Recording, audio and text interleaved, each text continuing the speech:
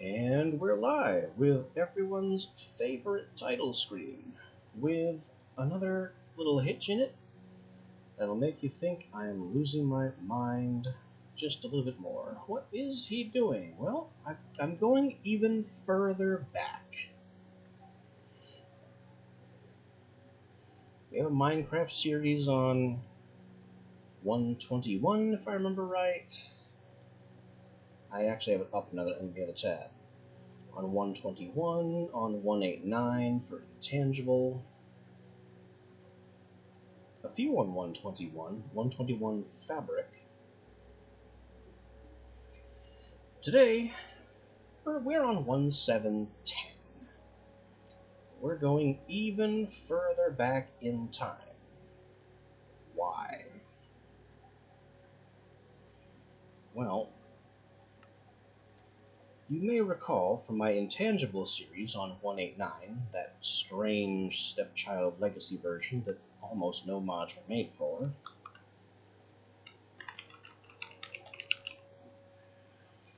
I said that Intangible was one of my favorite mods ever developed. We will now be exploring the reason why it's one of, and not the.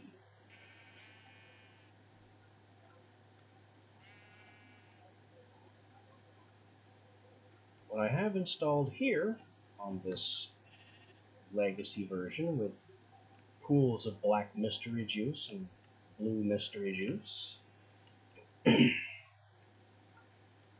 we'll be getting to that. The showcase mod for this playthrough is Witchery. There's a sign of it right there.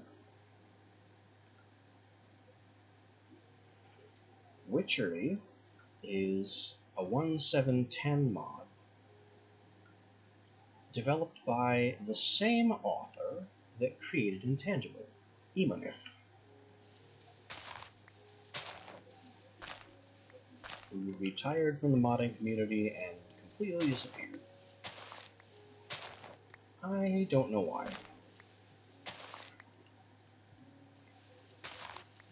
I've heard a few stories, some of them relating to a loss of copyright due to SOPA, some of them relating to an abusive community, but I personally haven't the first clue.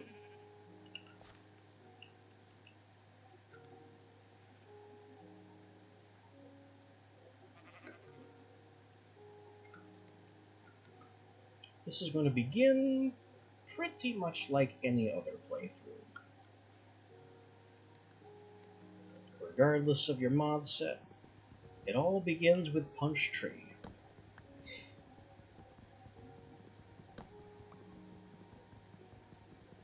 Unless, I suppose, you have one of those difficulty-enhancing mods that pushes the beginning of the game even further back.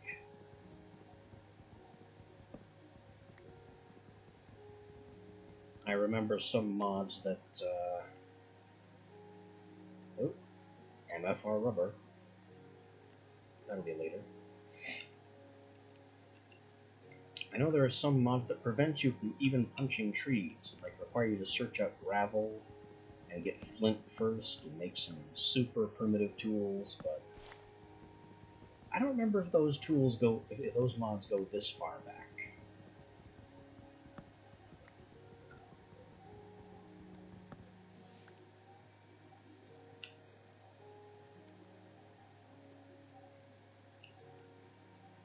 So while I have a bunch of mods in for basically quality of life and personal convenience, the showcase elements are Witchery and Ars Magica 2, the precursor to Mana and Artifice. And there's another Ars Magica mod that goes even further back than that I kind of remember fondly, but I don't remember what version it was for. Going back to the original Ars Magica might be a step too far.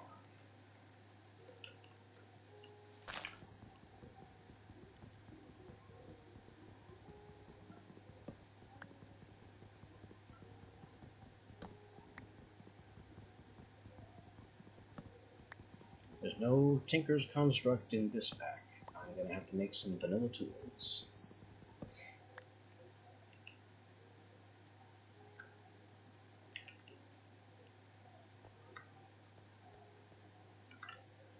Fortunately, I have all this convenient stone.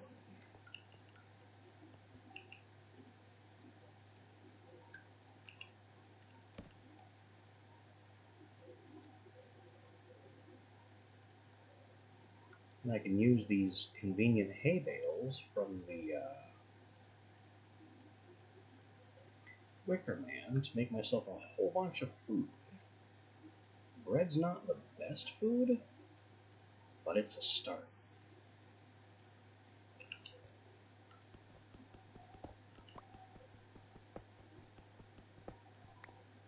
Wait, what am I missing? Oh, I had to take inventory before punching a tree. Then we can get to benchmarking. Then we get... Yeah, the achievements back this far don't really do anything. So, doing them in the wrong order and basically locking myself out of the achievement progression is fine.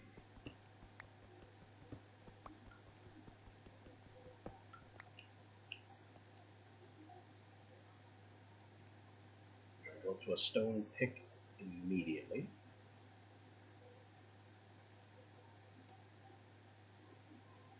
And a stone axe.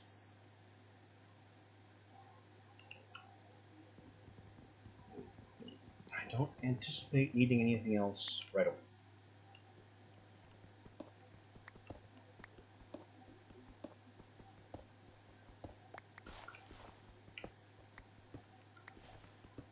This accelerates our stone gathering, and we still need to find the basics. Coal, iron, lots of cobblestone.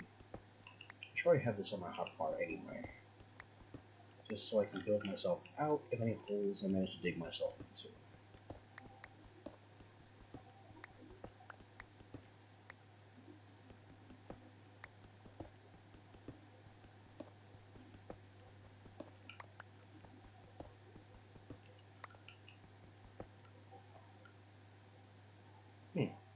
A fair amount of scattered iron. You wouldn't see this in modern Minecraft.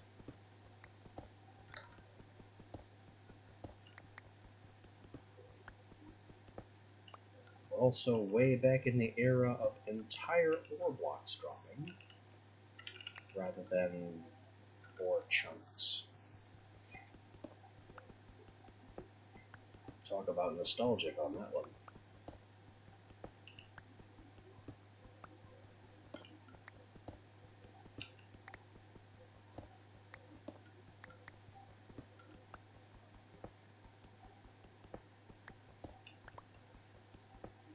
Looks like we may also be dealing with a bit of a mod conflict. A slight one, but a conflict nevertheless. Thermal Foundation, part of the Legacy Thermal Expansion series, and one of the better machining mods to have ever been designed, generates tin and copper in the world. Forestry, which is also a mod that I dearly miss and am very disappointed was not carried forward and became much worse with Minecraft's current implementation of bees. Forestry also includes tin, and I believe it also includes copper. We have Chimerite, which a stone pick is not good enough for. Blue topaz, I'm guessing that's not good enough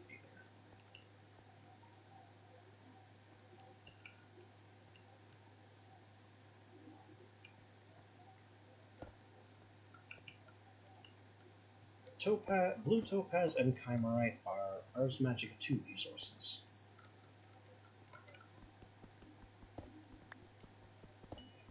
We will need them kind of in bulk. Oh, Here's what I was talking about with that mod conflict.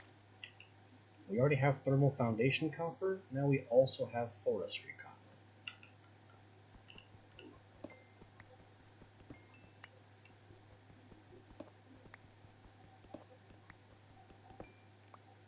That's just a thing that we'll have to deal with, and there are some other mods that can solve it, but I don't trust them.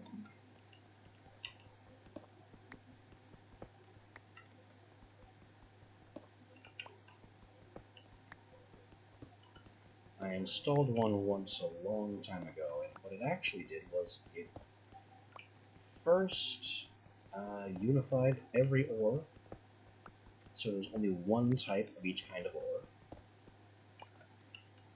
and it did so after it generated the world. So what happened was, I played Minecraft for, oh, I don't even know how long. Something like an hour and a half, before realizing the underground was entirely bare stone and there wasn't a single ore anywhere.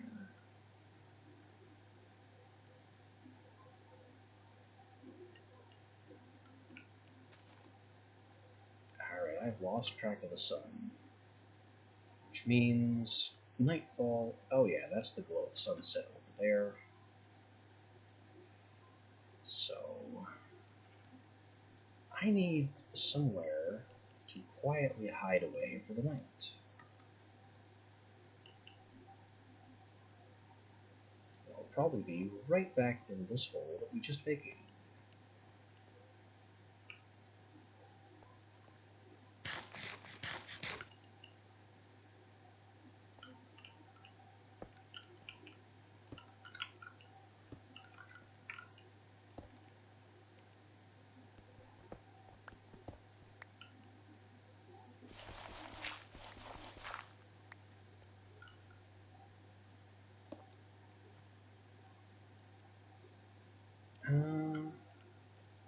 Yeah, let's just drop. Ow. Expected, but what you gonna do?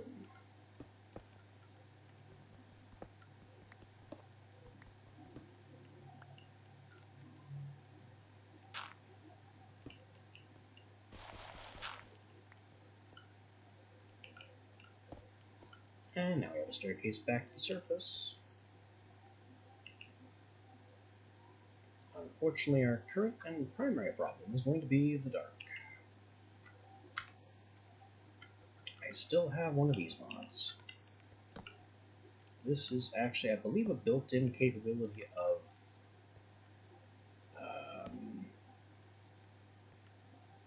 I don't know. This mod over here, the original not enough items. I don't know why this function was removed from not enough items later in life. I moved on to a bunch of other mods that are less well known and less trustworthy, I would say.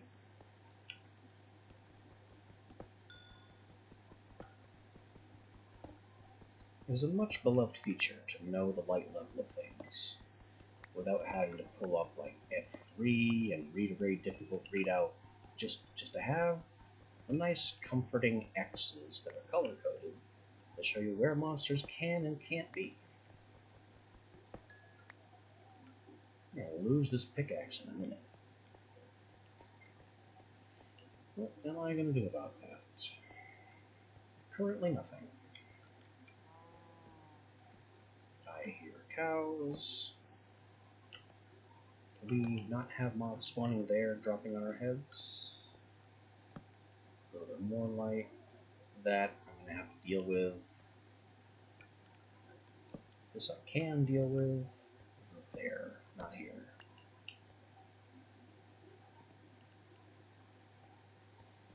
And now we have the very beginnings of a mine shaft.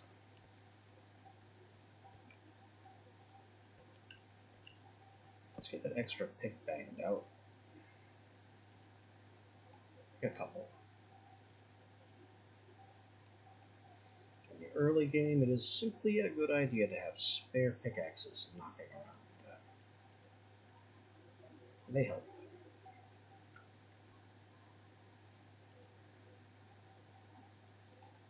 also begin my furnace-based career.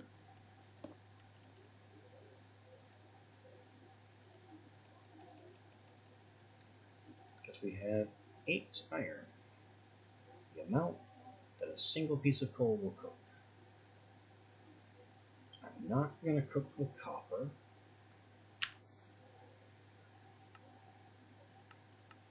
At least not yet. Because while copper certainly does things and stuff, very few of those things are useful right away. I know, shocking. A mod where copper is useful.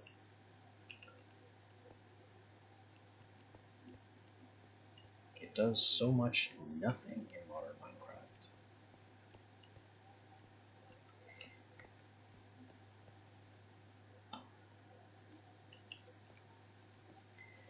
In any event, we're basically stuck holding up here until the night passes. There's really not much I can do about threats on the surface with an axe to my name and very little else. In fact, while we're waiting here,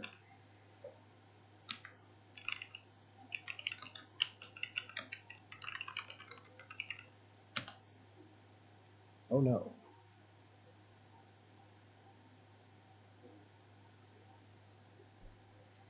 So, when creating this world, I forgot to enable cheats.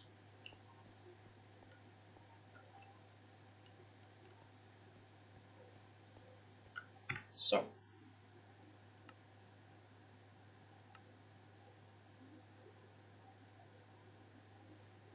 that's just not going to happen.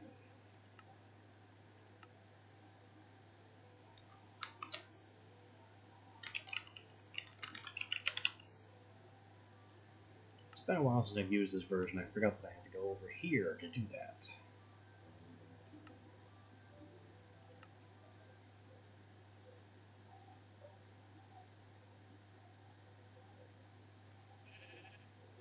Okay. Once more with feeling.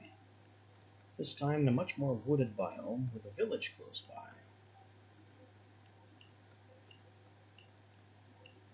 That's actually a better start.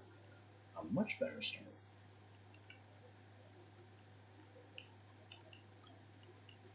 Anyway, the reason for that is number one,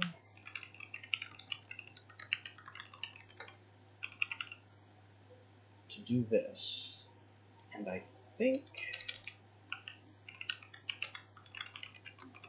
if I remember right, if the K in keep is lowercase due to naming conventions. And I just do that because losing inventory is crippling it's not such a big deal in vanilla, but when you have mod sets with microcrafting and subparts and backpacks, and what you stand to lose is so much greater. Then it's just a good idea to protect your investments.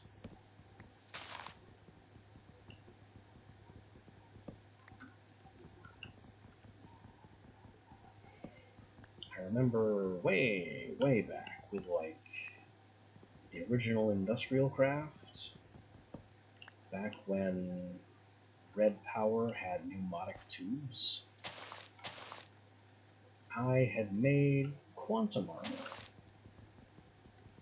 which was, I should say, stupidly expensive, requiring like iridium ore, which there's maybe 1 or 2 of in an entire chunk. I had entire dimensions that I was clear carving with Buildcraft quarries just to mine this iridium for the quantum suit. And it took weeks to put together that quantum armor. And I ended up suffocating in a ceiling due to a portal gun mishap, and all of my equipment was sucked up into my own garbage collection system and destroyed. So we don't allow things like that to happen anymore.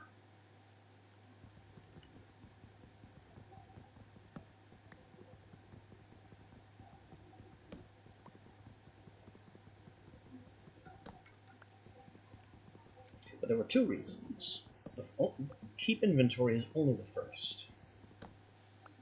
The second reason is because, basically, shit happens. It happens, and things can be lost. Very expensive things can be lost due to the game just not functioning properly in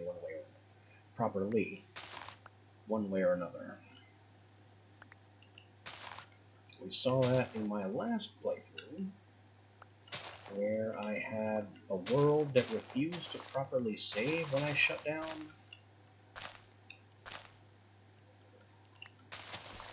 And I kept having a book disappear.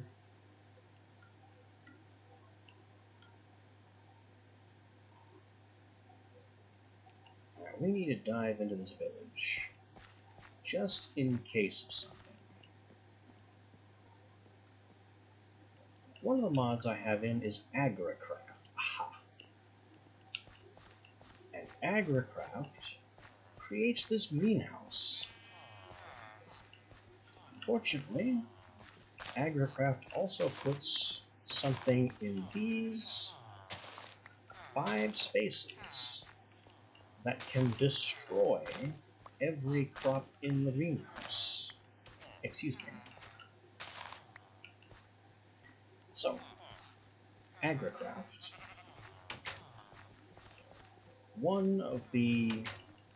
It's a really good old mod that allows for, it basically deals with crops. It does things with crops. So what we have here is just a whole bunch of crops of completely random types. Like sugarcane. That doesn't look right. Sugarcane growing on farmland? We'll get to that.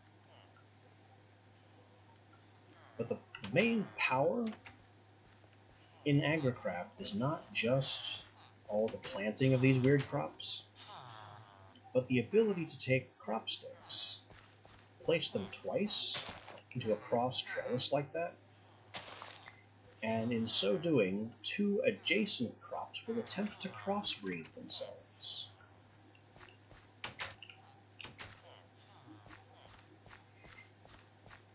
And this can create stronger crops with a better yield, or new crops entirely. Well, not so much new crops, but a different crop.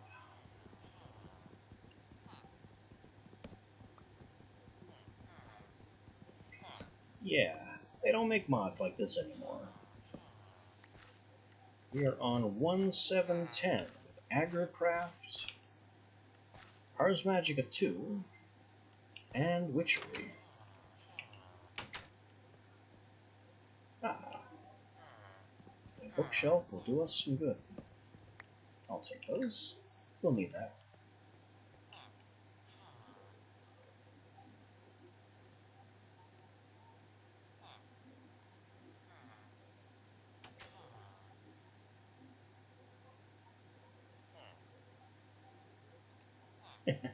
For the longest time, I hated the new saplings. They were just a jarring change from the old and familiar. Give me this oak sapling. The new oak sapling looks horrid. I've learned to live with it, but I still hate it.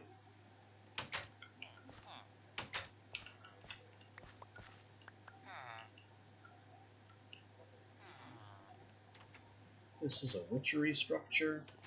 All those books are important, but they'll keep.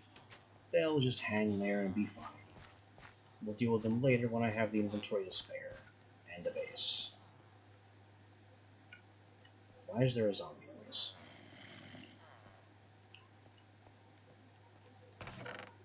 Yeah. Free boots, free sword, free iron, free bread. Don't mind if I do.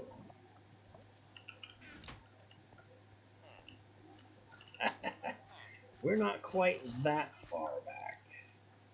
Fire spread is limited. Where's this zombie? It can't be in the guard tower. Oh well. It's not hurting anybody. I'm not gonna go looking for it.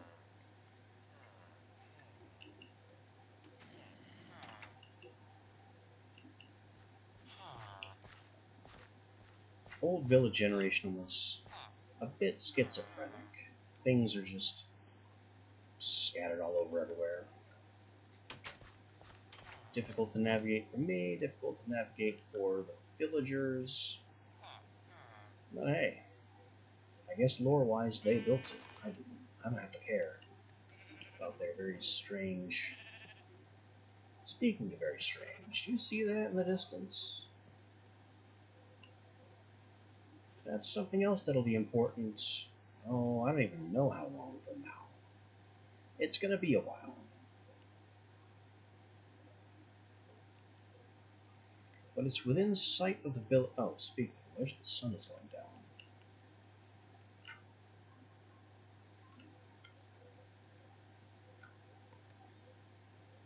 Hey, hey, careful with that kind of language. I mean, I'm not gonna disagree, but using those words as pejoratives is kind of frowned upon, yeah?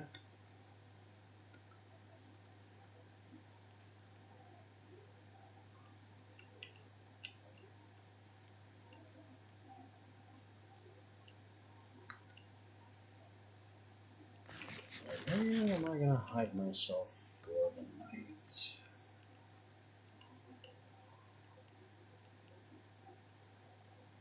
It's a nice looking pond.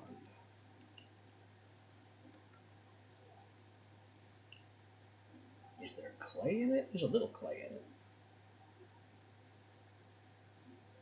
Okay, I need more clay, I think. But at the moment, can't really be picky. Maybe I should just hide in the village and call it a night. I forget if the villagers have beds yet. No, they don't.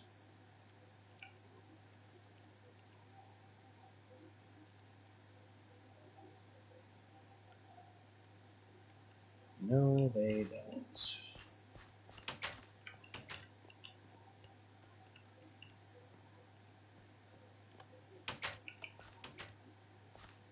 I probably should have been targeting and executing sheep. It's a bit late for that now. Ow.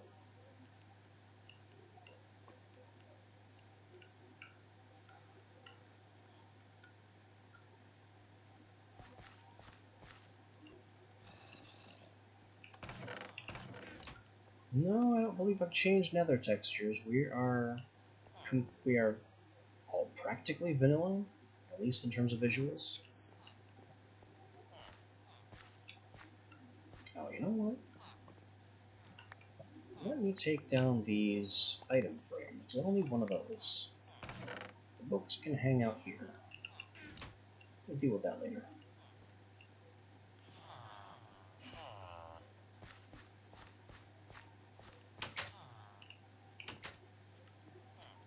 Good old-fashioned, way too big house. That's dark enough for things to spawn in. And me without any cobble or means to create a light source.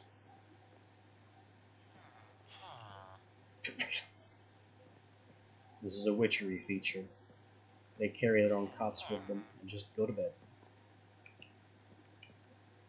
Face down, apparently. Whatever. Whatever makes him comfy.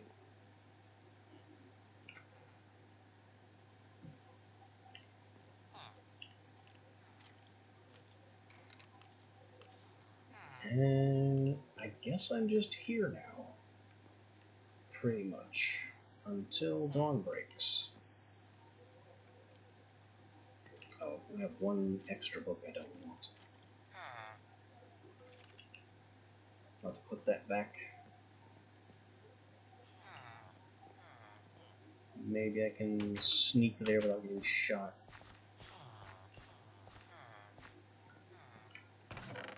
There we go. Really, the worst thing would be a creeper showing up.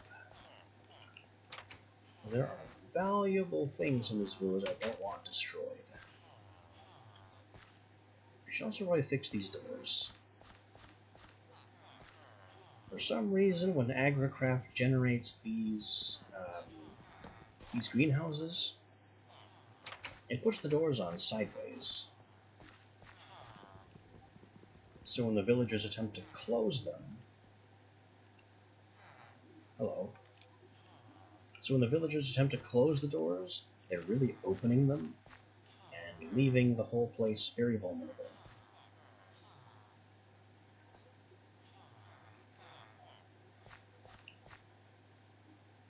I don't think I can replace this door fast enough without him shooting me, so... Hi. I just... Okay, now we can fix the door.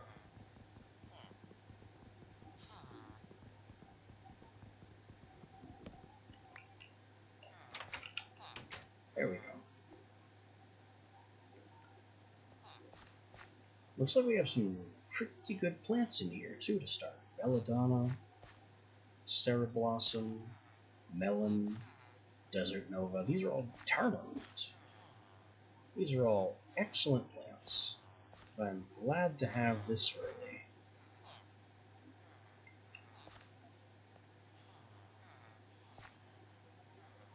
Because while AgriCraft allows me to crossbreed and get these, it's a frustrating process.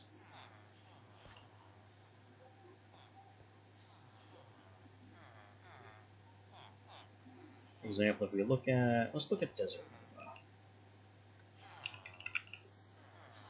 Desert Nova seeds are crossbred from cactus and red tulip. Red tulips are crossbred from poppy and allium. And I can just go down and down and down like this. Sugarcane and pumpkin makes poppy. Sugarcane itself comes from basic wheat seeds and carrot seeds.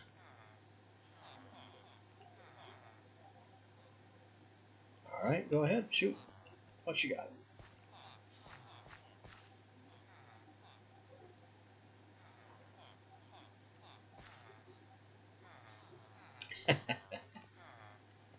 I don't drink coffee. I'm a tea guy.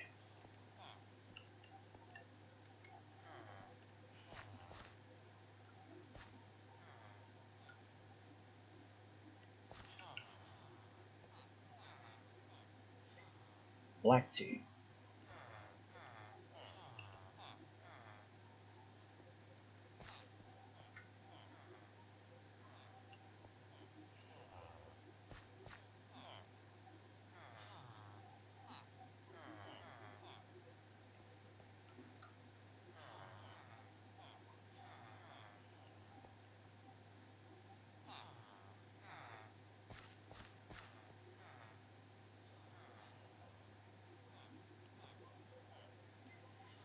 Alright, after black tea, it would be chamomile. I don't really care for green tea, and I have some kind of reaction with it, which is weird, because black and green tea are the same plant.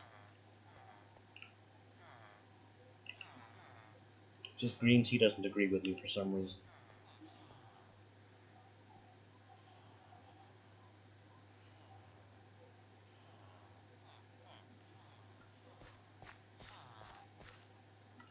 I can't just hang around here.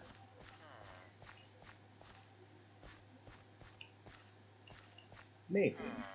Maybe there's something in the green tea leaf that is processed out of the black tea leaf.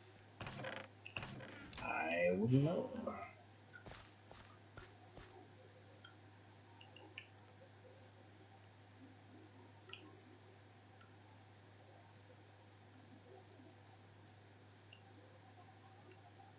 Beehives. I love forestry. Always have.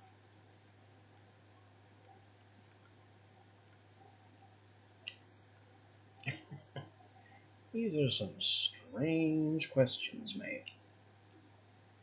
I don't think I'm going to give you that one. I'm going to call that one personal.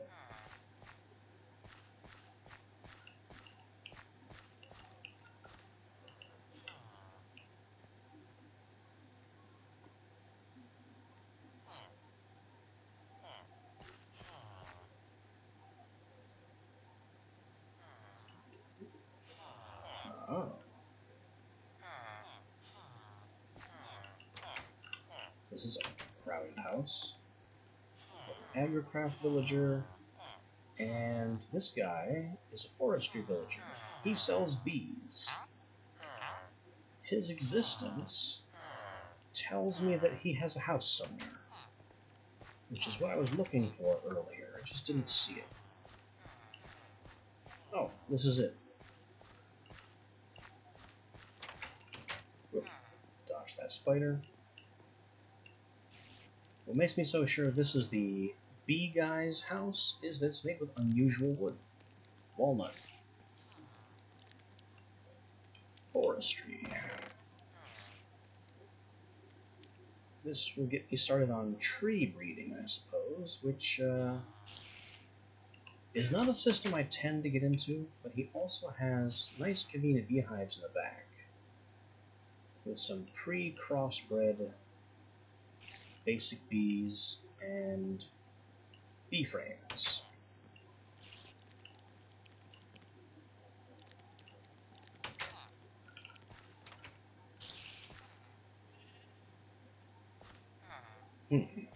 How specific are we talking in terms of coordinates? Like, do I have... Is it relative to the planet, or is it relative to the universe, and I need to know, like, where we are in orbit? Oh, crap, creeper. Gotta go.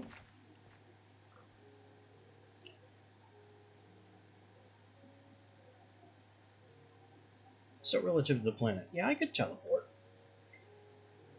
Latitude and longitude is not that difficult, considering the ease of consulting Google Maps.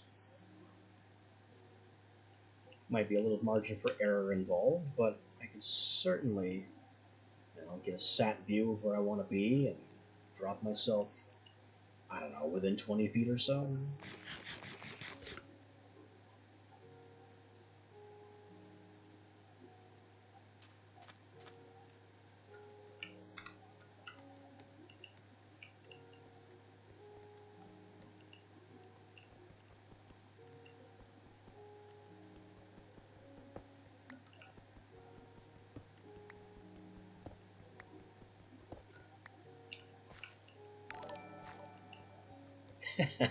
Pretty much. Hey, and how are you?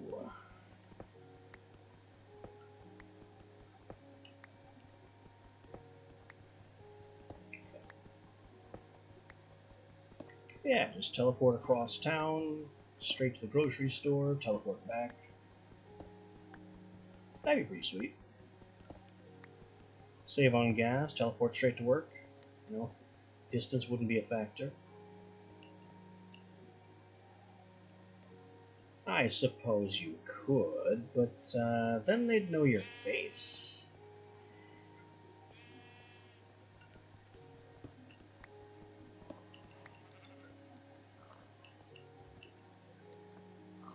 Pretty decently. Had a hiccup earlier where I messed up some settings. Here, cow. Death to cow. Still gonna find some sheep so I can make a bed, because villagers don't have beds yet.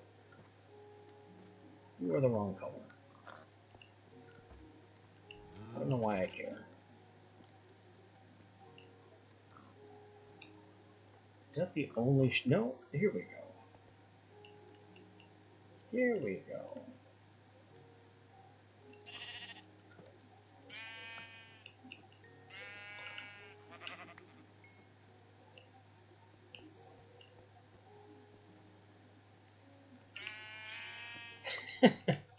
That is an amusing guess. It's wrong, but it's an amusing guess. I am a American.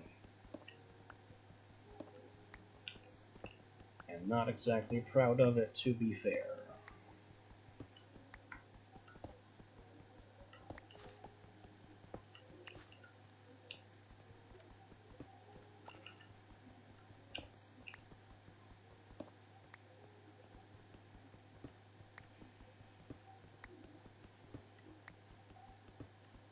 Yeah, capital No is a pretty good assessment of our current political situation.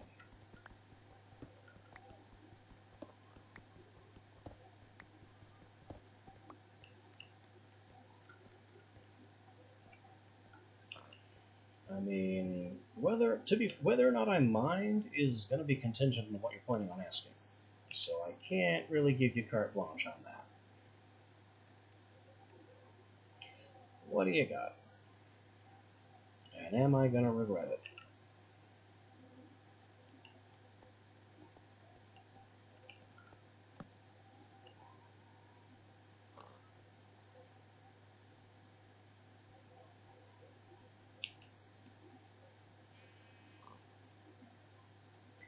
I do have a channel Discord. And yes, I also smell something fishy.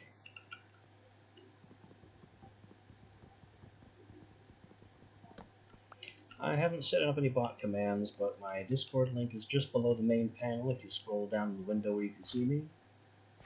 I also have a YouTube channel where all past VODs go, so thank you for giving me the opportunity to throw that out there.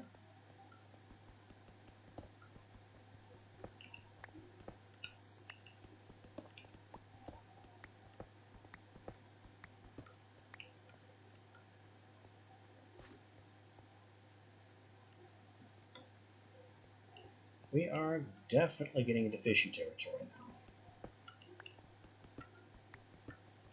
now. I mean, if you just scroll down the main panel, join my Discord, it will be immediately apparent which user is me. However, to be perfectly open on the disclosure side of things, I don't think collaboration is likely.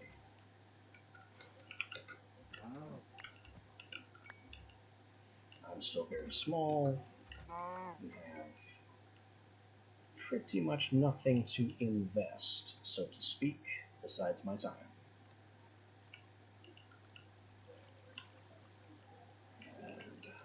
And I'm not even sure where I'm going right now. What is this? Oh. Neat looking cave. Might be something to it.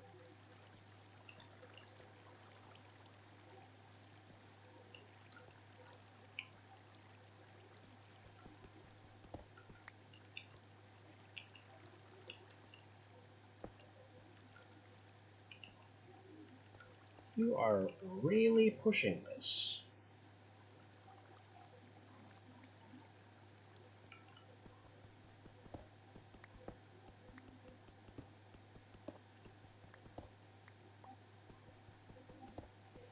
We are reaching the point where I have said no as gently as I can manage, and you are still going.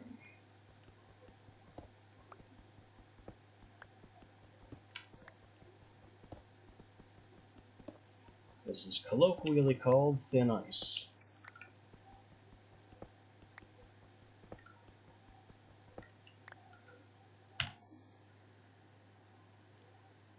No, but I can send you this.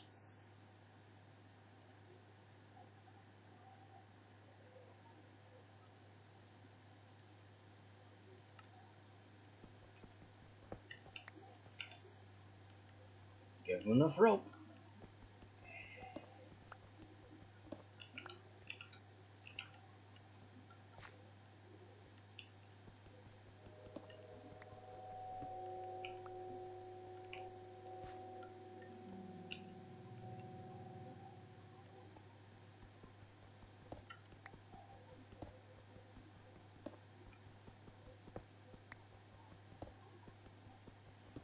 I don't exactly police my chat particularly heavily, but when you've asked and I've said no, and you essentially disrespect my wishes by going forward with stuff anyway, that's when we have a problem.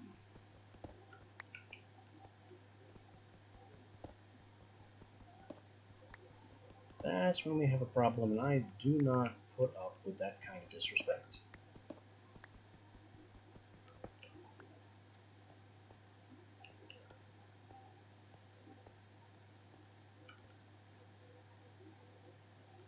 Alright, so, that aside,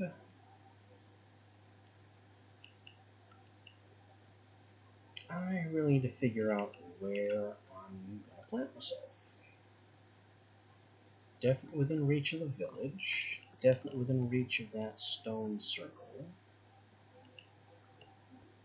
Where did that village go anyway? I have lost the village. There it is, northwest. Gotta love Journey Map. Has been the best map tool for a long, long time.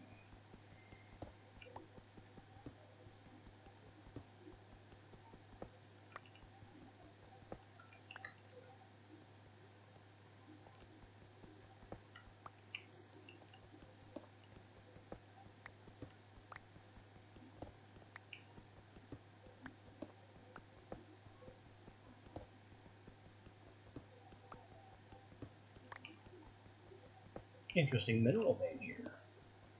Don't mind if I do.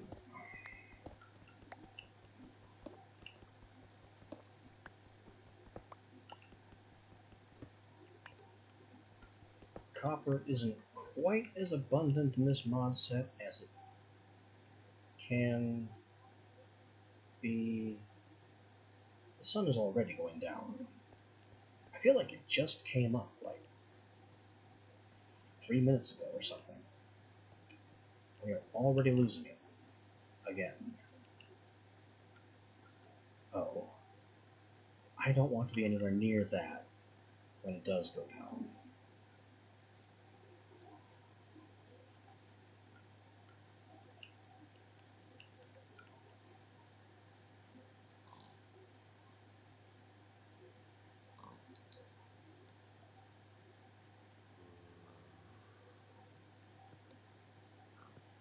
That's a little bit out of blue nowhere. You are correct, though.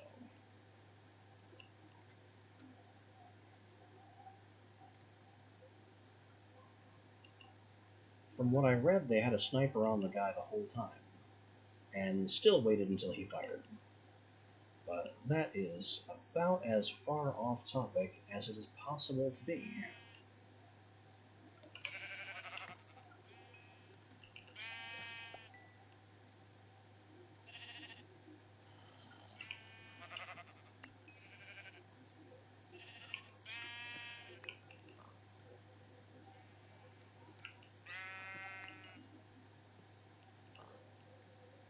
I should probably knock out some pigs and get some pork chops, if I expect to have food.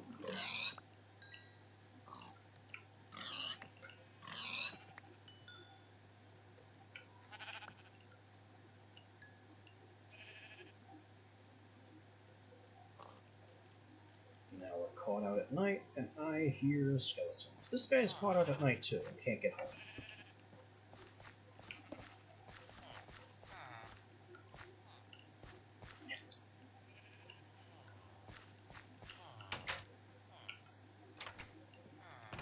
Crazy village generation continues to be crazy.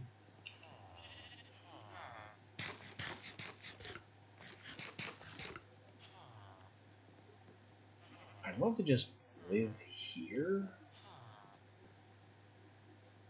Can't really think of, well, I guess the reason why not is because villagers could just flood in and get in the way of everything. Where could I go?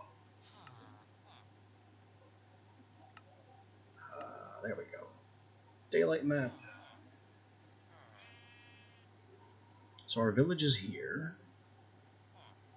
Stone Circle is here. This is extreme hills over there. Plenty of plains.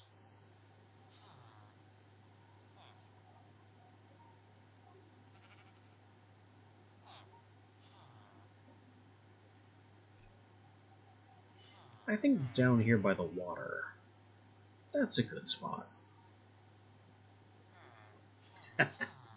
I have done that. My capacity for Minecraft war crimes is not limited.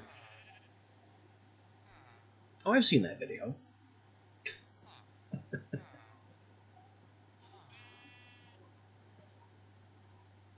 The trouble, unfortunately, with underground civilizations is that villagers have to be able to see the sky in order to multiply.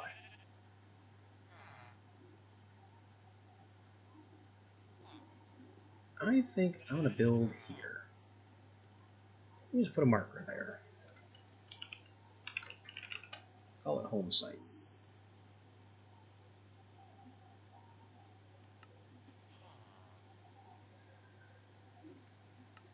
Upon that dirt will I build my everything. And it's over that way. Yeah, inventory's starting to fill up, so it is definitely time. Uh-oh. Arrow noise. Maybe that was a good arrow. Actually, while I'm sitting here waiting,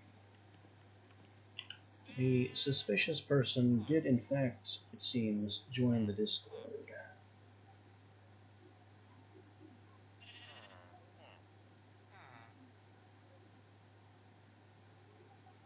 Yeah, nothing suspicious said there, so we'll just let it stand for now.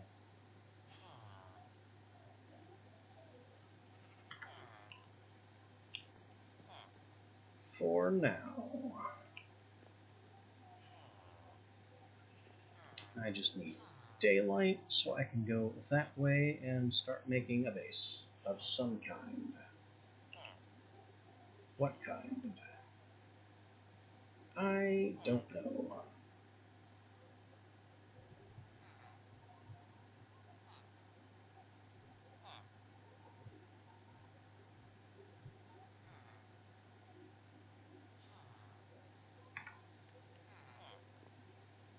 I think I'll do my old standby of mostly living underground, but there are some things that just need to be on the surface.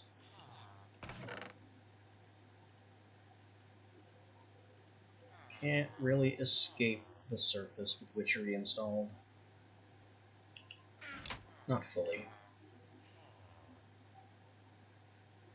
I mean, theoretically I could, but that would be a ton of effort.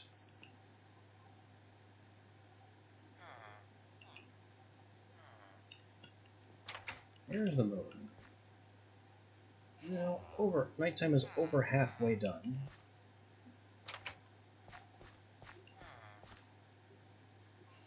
Let's see what I can scout out, see if we can get a sort of beginning going.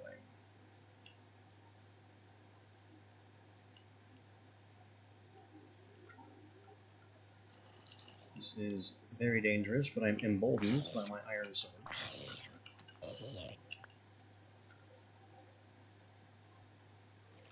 Unjustifiably so.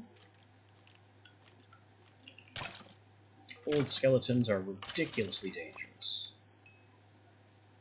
They have such high fire rates. Oh my, a hole. Wasn't counting on that hole.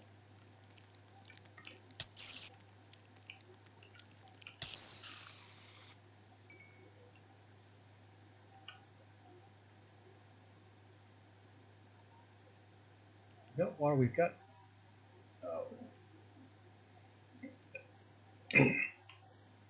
Thermal expansion. I do not want to be in line of sight of those things. They are a problem.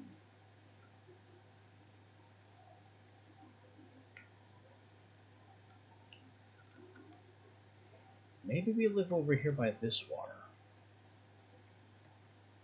It will make things easier in the long run to have better access to lumber and plenty of pre-existing trees. Nope, creeper. Also skeleton.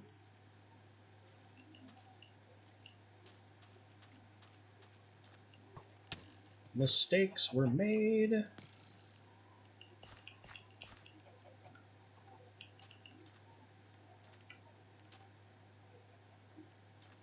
Skeletons and being anywhere near water is a lethal combination.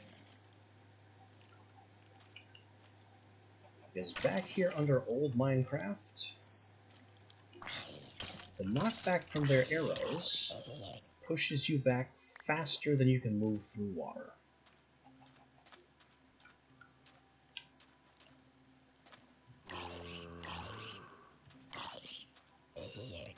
Which means if you're in the water or the skeleton is in the water, they will kill you before you can kill them. Very, very dangerous.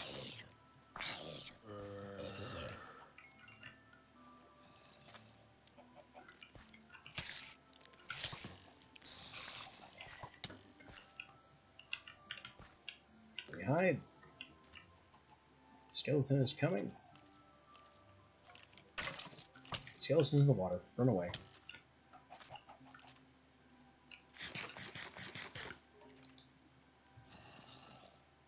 There it is.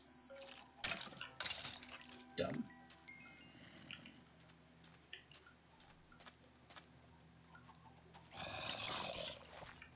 The sun is coming up. Why are you not burning yet?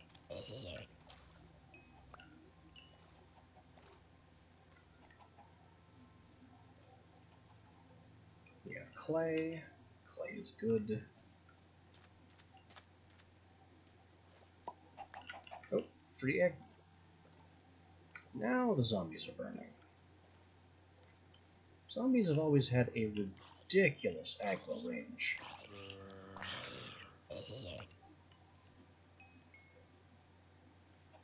So if you exist in the same zip code as a zombie, they're coming after you.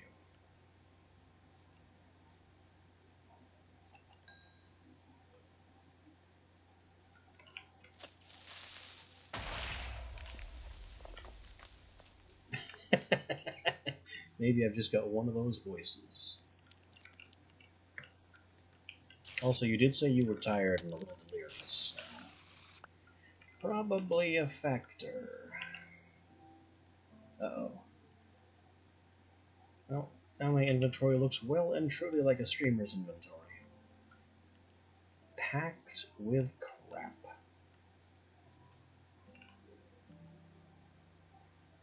I wanted to build right where this hole is. Now the creepers put a hole there. Rude.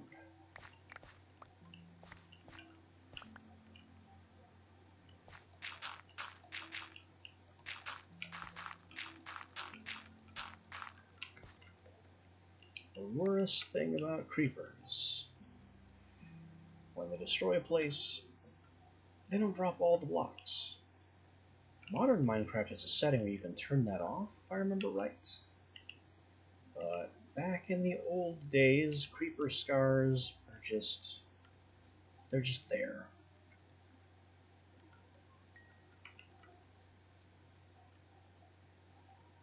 There's a net loss of blocks every time a creeper goes off. Alright, I'm going to set up right here. This is where we will build. Let's see.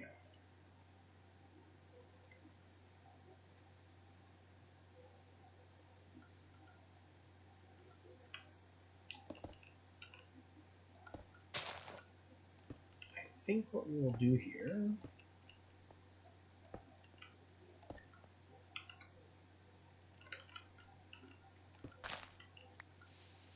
is pretty much make a very small mineshaft entrance.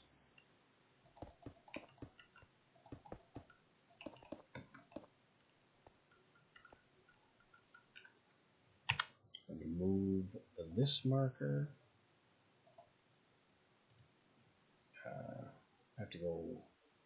over here to waypoints. Get rid of that. And then right here is the new home marker. Make it a little brighter. Perfect.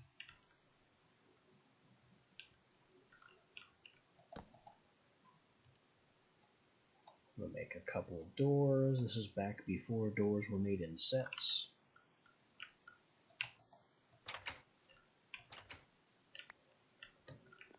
A fine start.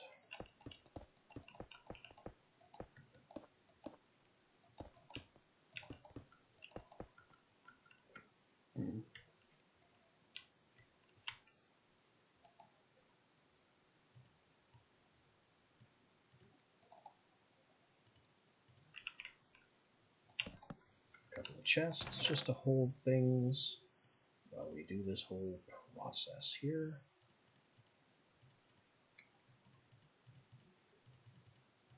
Just clear some space. What?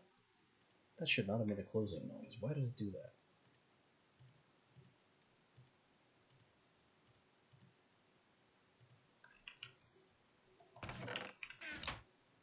Strange.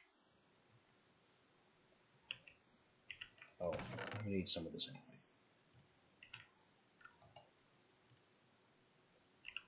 Why are you open? Thank you. Old-timey Minecraft weirdness.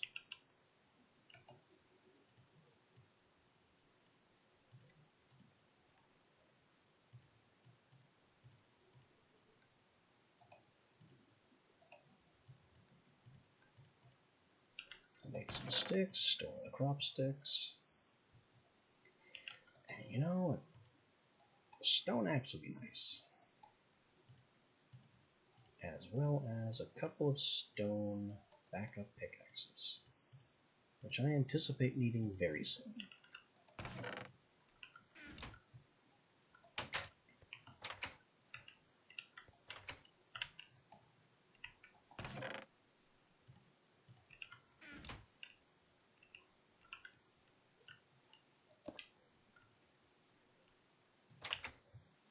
Needs work.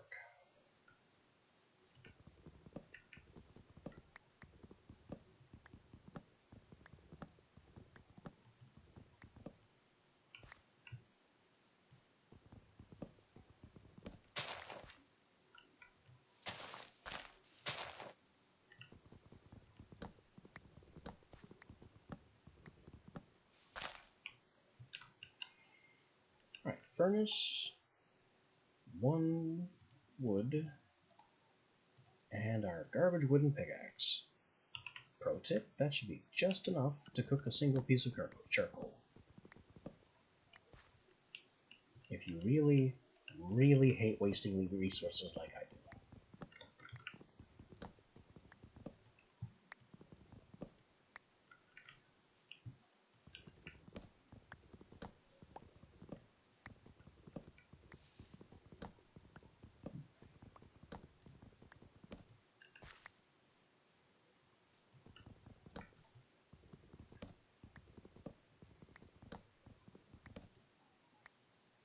Old crazy Minecraft world gen where you can have floating trees over lakes because it plants the trees first and then wonders where the lakes are going to go. There's our charcoal, which is just enough for 8 more.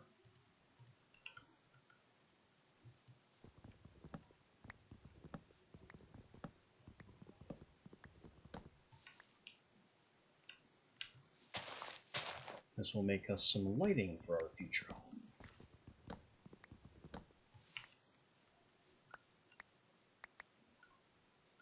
We also like saplings. Saplings are nice.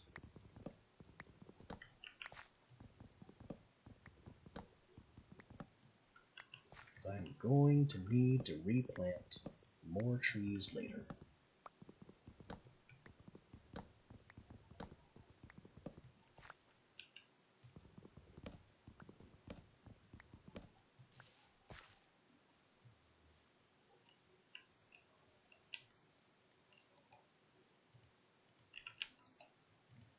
First torches.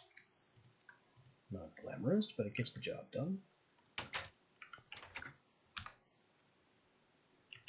Need one here.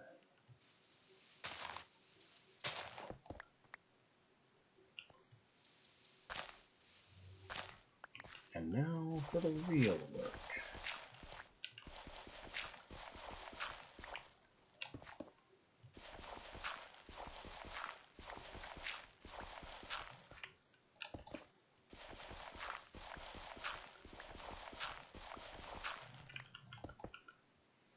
You know, a shovel might have been wise, but I so rarely make shovels.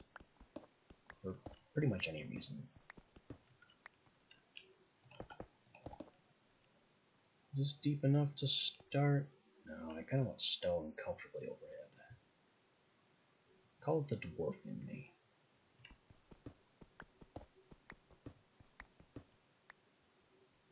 Two more.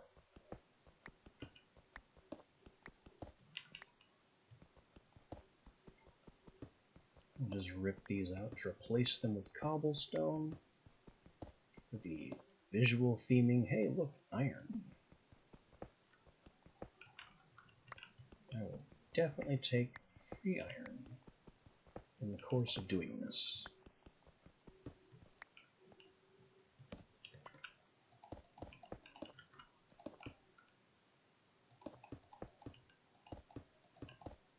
Now, I hope I made enough ladders for everyone.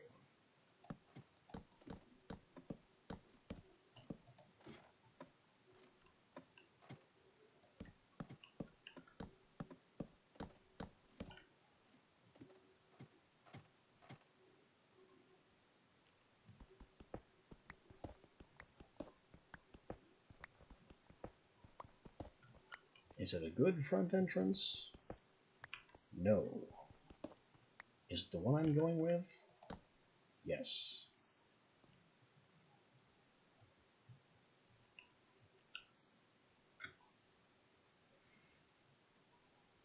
I think it still needs something. Probably a faster way in.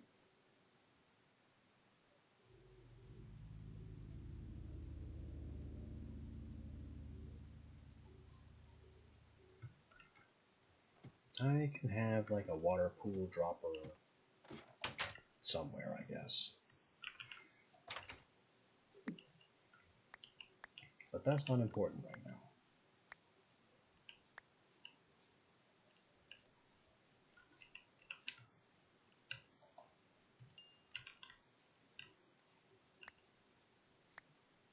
The important thing right now is that we have the beginnings of down.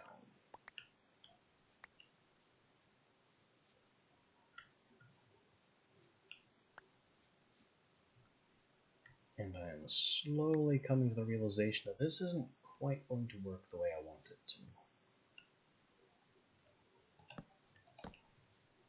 But at the end of the day, I don't really care. This is the box I live in, and this is how it's going to go.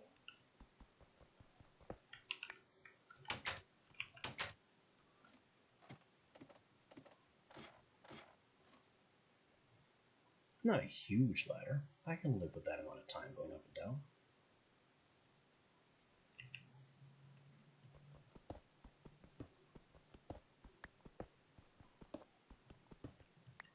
Uh-oh. An unforeseen complication.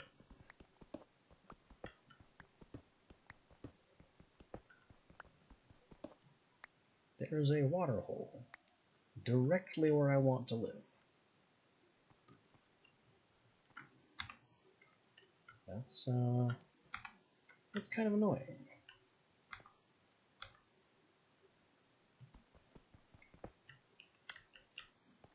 It's big, too. Lots of water down here. I wanted to cut a base, not a lake.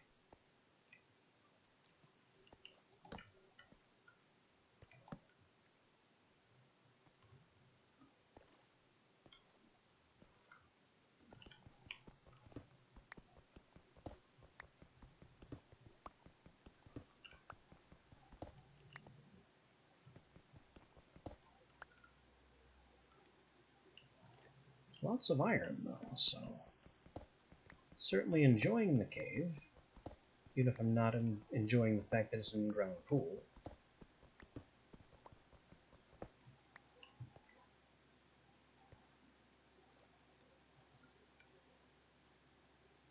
Although maybe I could use it. If we've got all this water literally right here, then I have pre-made farmland.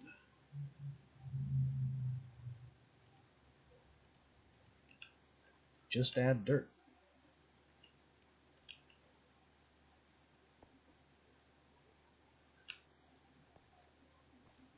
No buckets necessary.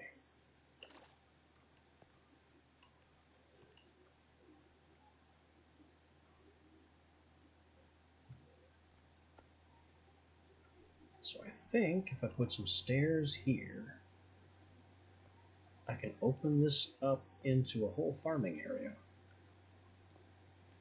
And then have like side tunnels that go to more critical base infrastructure.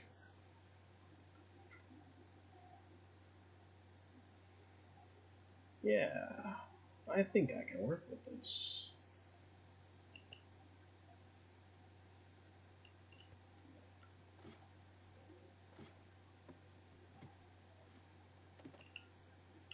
And it's dark. Of course it's dark. Minecraft's day cycles have always been uncomfortably short.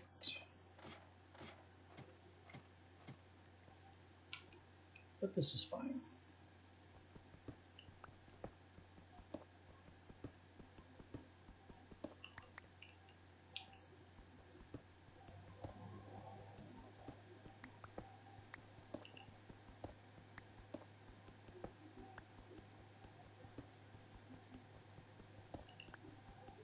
Come on, break the copper already.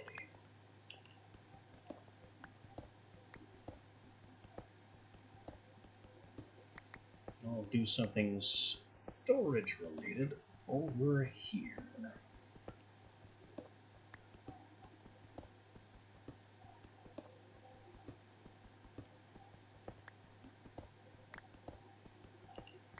My opening move storage wise is pretty much always the same.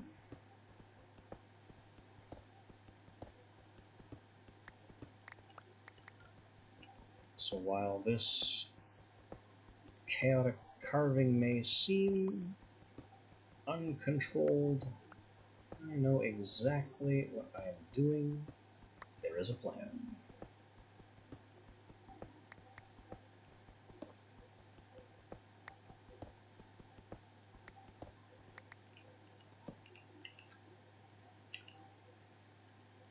Heavy crafting table.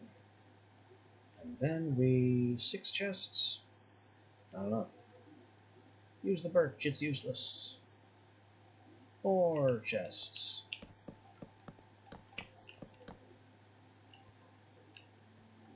My beginning storage setup is always the same. Ores and metals go here. Full blocks go here. Keeping these. Probably shouldn't keep that. We have monster parts and other loot, and then plants and farming. Always the same initial setup. I will definitely need more storage.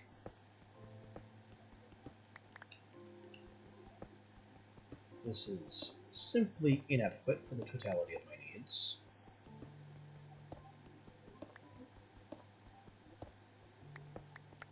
Because Witchery and Ars Magica 2 can be very demanding on space.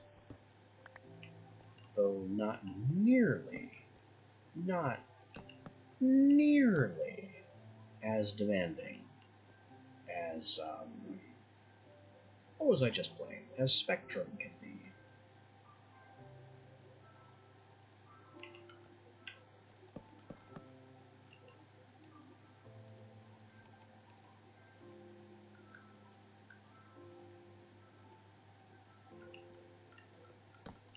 So we have all that ready for later.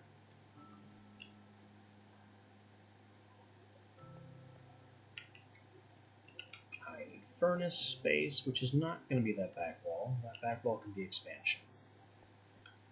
And we'll put furnaces here.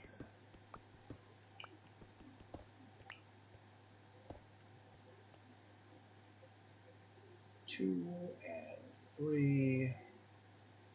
Also, can we stop looking at Desert Nova?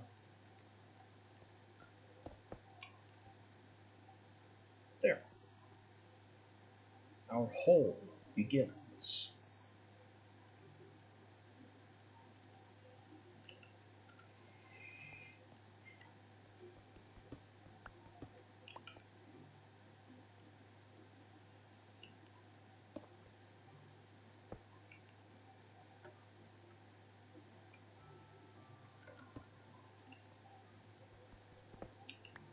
Oh. We'll just do it like that. Not the best move, but it's a move, and it works.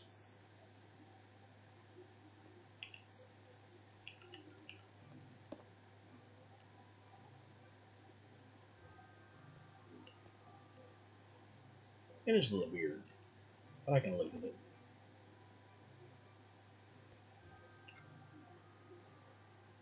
Maybe if I did 2 more stairs, and the opposite here? Would that be fine?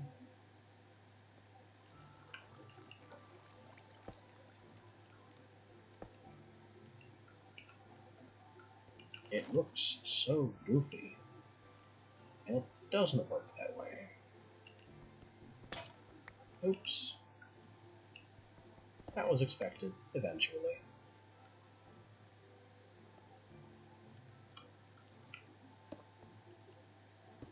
There.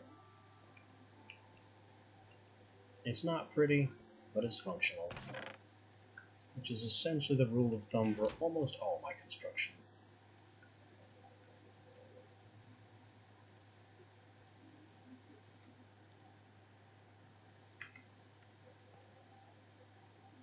I'm gonna need more food.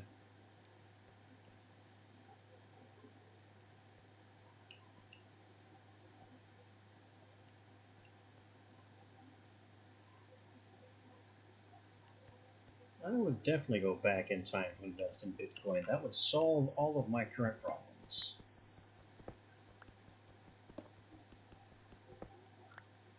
Having complete knowledge is all well and good, but if you can't act on it, then what good is it?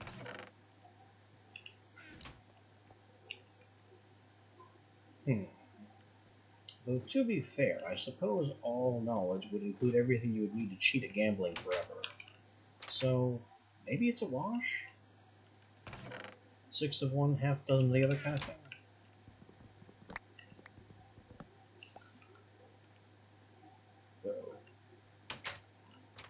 Alright, put things away.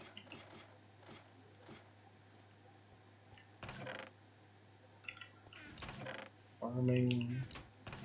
Blocks. Ores. Farming. Also food. Mob drop some loot. Farming and plants and things. Food. That's a block.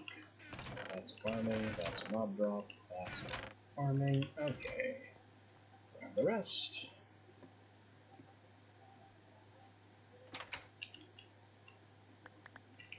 No, I'm gonna call nonsense on that. If you use one option to also give yourself the other option, then it wasn't a choice. That's just cheating.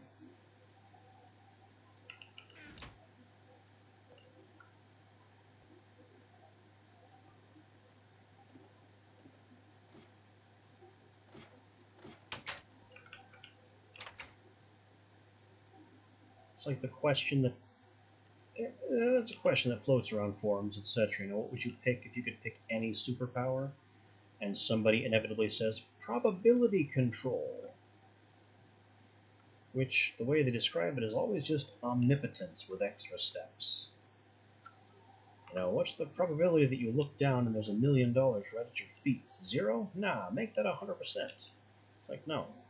If you can influence things that normally have a 0% probability or no probability at all, then you can just do whatever you want. And there's a pretense of there being some controlling mechanic behind it.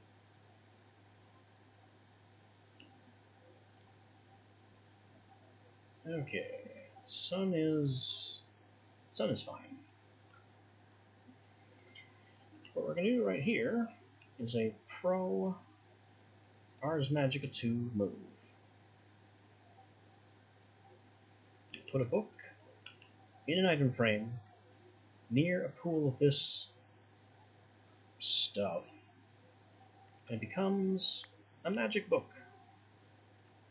You become a magic man, or woman, or goblin.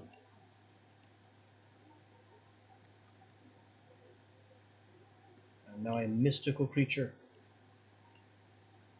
with the power to do absolutely nothing. But I have power. Those 2 additional bars at the bottom of our screen are not going away. Ever. Uh-oh. I wanted the iron. I didn't want another cave. Why is there a death hole? Waiter, I did not order the death hole.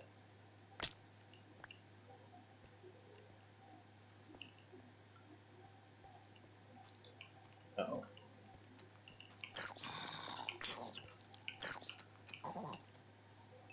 There. Uh-oh. Things are getting even worse.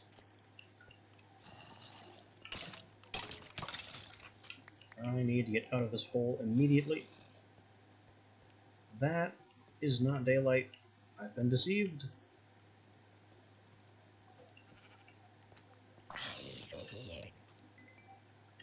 That is our way out. We're here. It seems the threats have died down, so maybe we can hang out just a little while longer. Oh no, not with that bone noise. Not with that rattling bone noise.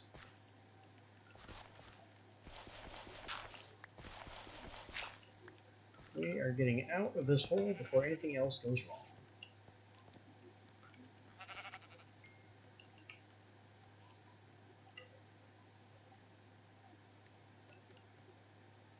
So, one of my immediate needs is food, and not reading that book.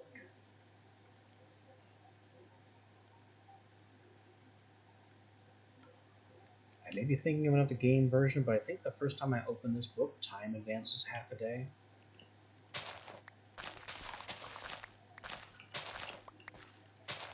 Go ahead and loot this village. Because now that we have a place to put all of our spoils, I can freely steal whatever I want. But I'm also going to be nice and replan. Because what good is stealing if you can only steal once?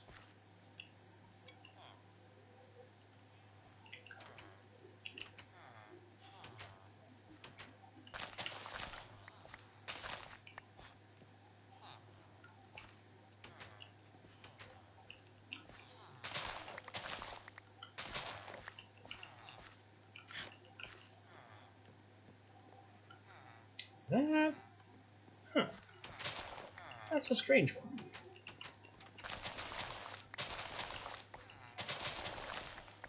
I think I'd write super fast, honestly.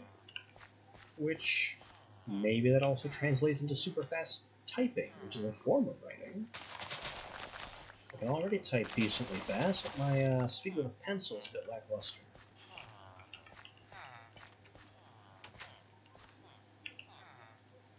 I don't even think that one needs to be explained. It's just a matter of personal convenience.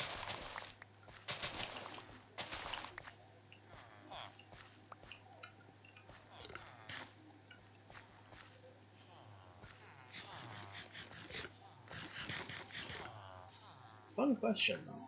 Gotta give it that. Okay, we're losing daylight.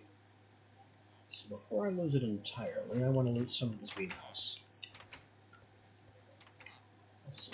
Carrot, carrot, potato, definitely belladonna, or potato.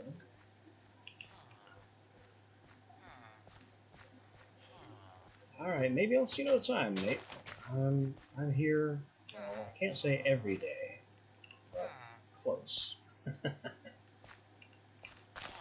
Wake bloom. I got room for maybe one more.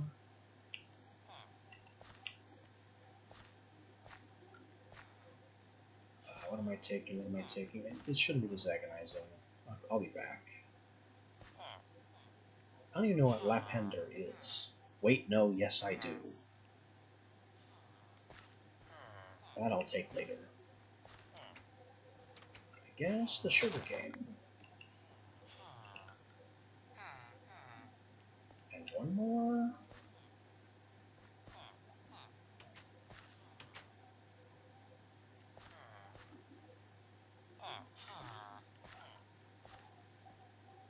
Some of these are really powerful, and I don't want to leave them like Redstodendron. That's one that's really far down the whole crossbreeding nonsense. I can't make much use of it in the moment, so I'll take this carrot too. And now we get out of here.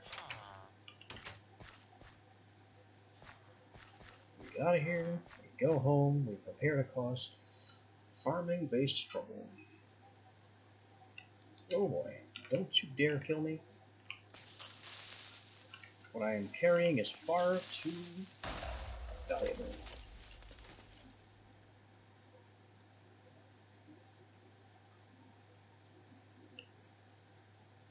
And now is not the time to check to see if I typed in keep inventory correctly.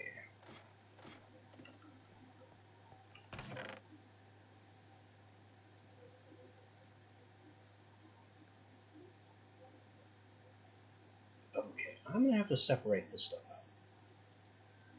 Because we have seeds, and seeds are good. We have crops, and crops are good. But it's also absolutely necessary for me to separate out the AgriCraft ones, which we will put up here.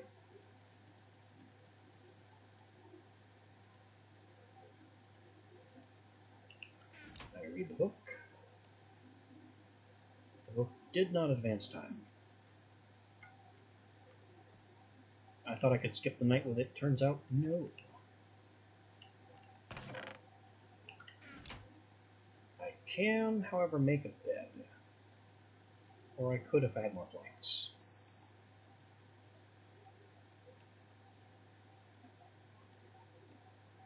Back before you could color your beds.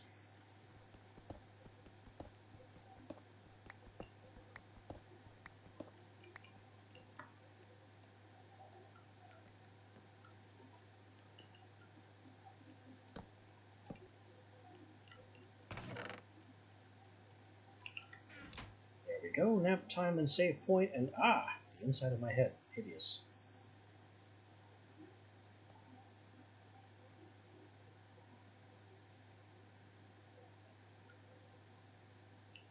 Okay, I think Ars Magica stuff can go here. That's a block. That's a block. This is loot. Ladders are blocks. Books are one of the weird things. I'm going to call them blocks. And this is definitely enough iron to start cooking it.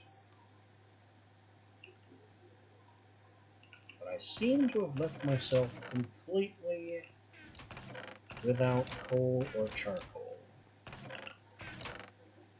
Well, that was a bit foolish, wasn't it?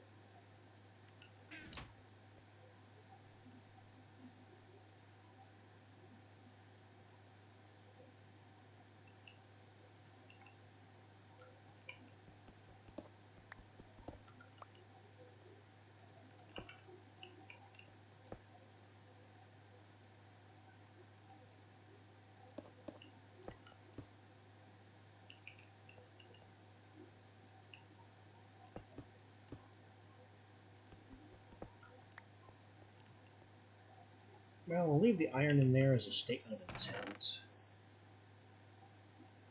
And I really can't do very much with copper or tin yet.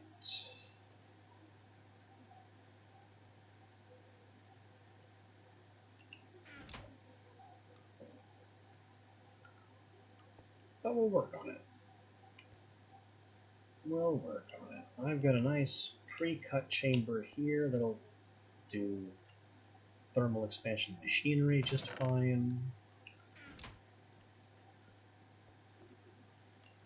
I don't yet know where I'm going to put all my magic stuff.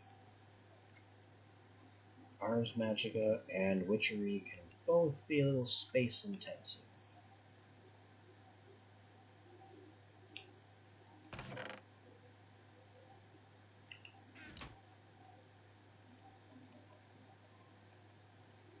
Right now, though, I could use some more charcoal.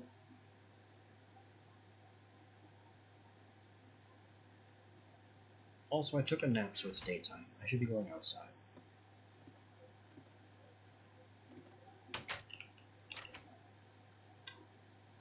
We can go loot the rest of that greenhouse.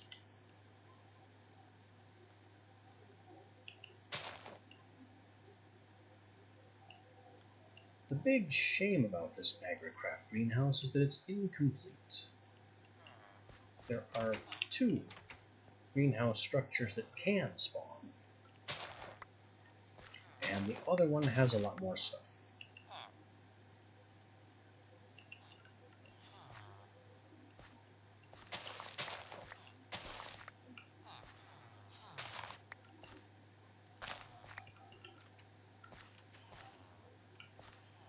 Just ignoring the dye flowers.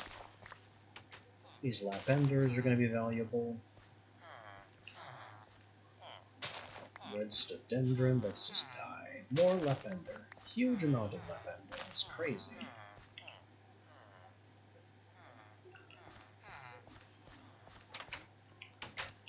And the rest of these can linger here for the time being. I guess the other thing I want to loot right now is not this one. Well, kind of this one, but that's more space than I have. I want to go over here to the apothecary, which is a witchery building.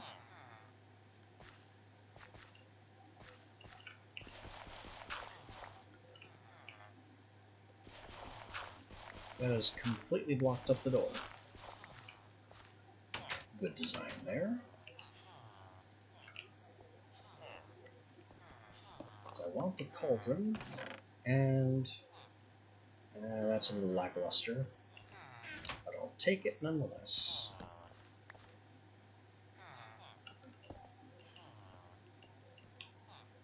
Thank you for your time. Actually, this cactus is huge.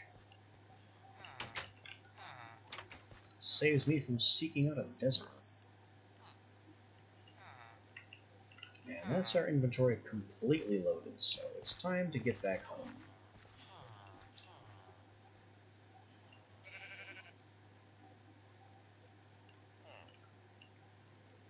We are putting together the bones of a really good start.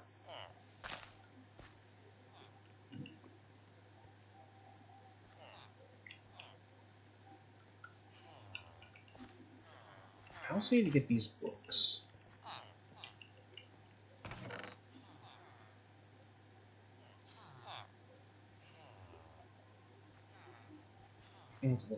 Multiple copies of Ology, the Book of Biomes, collecting fumes. This is endgame right here. This is crazy.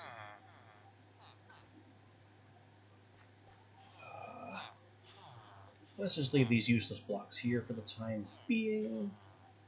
Because I want herbology, fumes, brews, and we'll take biomes as well. These books are spares. Don't need them. And the observations of an immortal, while an incredible find, though not surprising. It's pretty common to see copies of it and its pages in that weird little bookshop structure. All the same, it's not going anywhere. If I want it, we'll go back for it.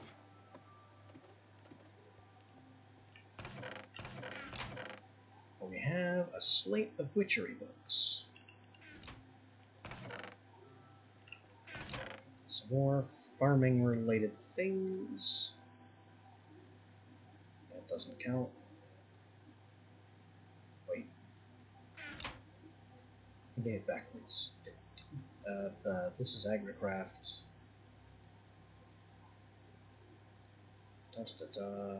These are technically AgriCraft as well. So this all goes over here. Anything that says unidentified goes in here. And these don't say unidentified, but they're part of the same mod. Ceroblossom is an Earth Magica plant. Belladonna and these seeds and the garlic is witchery plants. Flower pots are arguably gardening related. The cauldron is arguably witchery related. Bottles I'm going to call a treasure for now. Chests are a block, and cactus is a plant.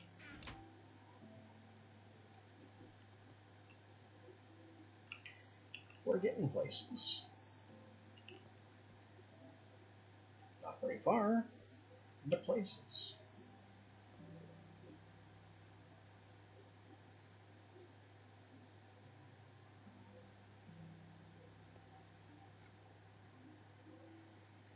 I need to get some farming going.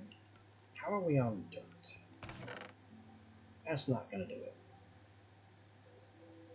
I think it's shovel time.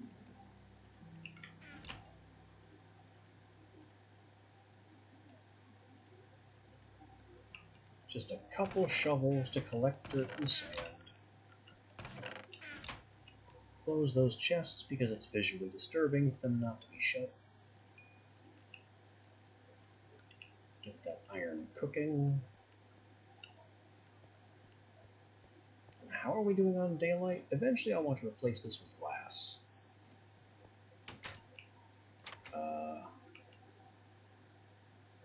Is it east?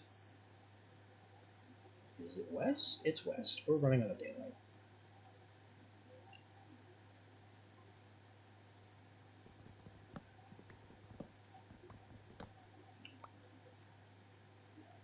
Well, let me just start drilling some dirt, which we will need for our underground farm.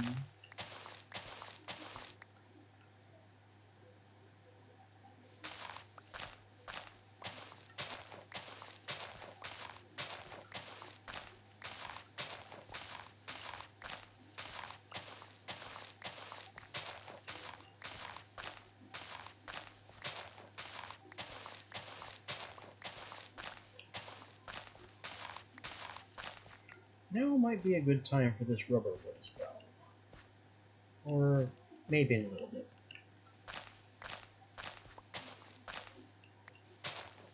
I'll worry about that when we have more daylight.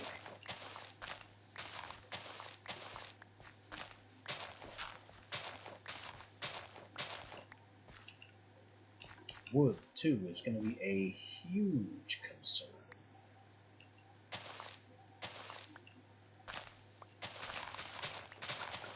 It's honestly kind of mind-blowing how much wood goes into AgriCraft farming in the form of crop stakes. And now it's a new moon, so we are going to disappear.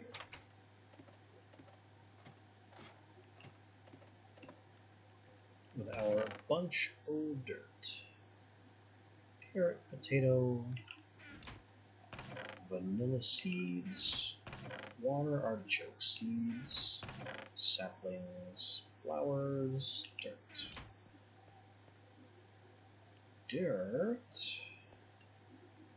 Dirt, dirt, dirt, dirt, dirt, dirt, dirt. Stone.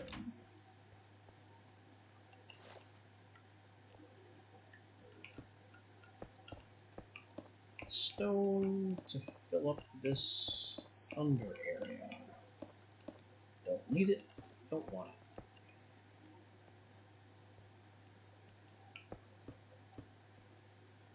More copper here.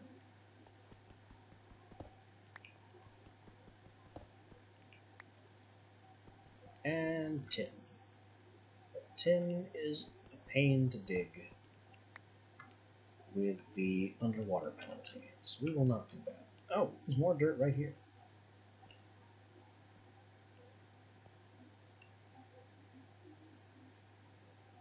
I want this to stay water. For reasons, I guess? I also want some sand, which I don't have any of.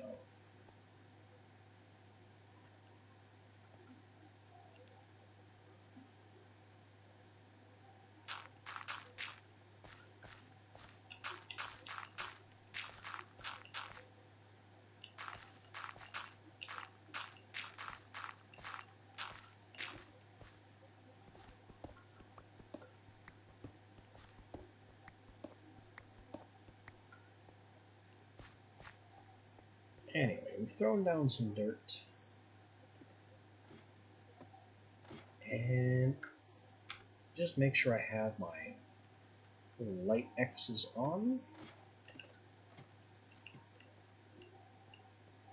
Yeah, that needs to be dealt with. Can't have dark patches on our farm.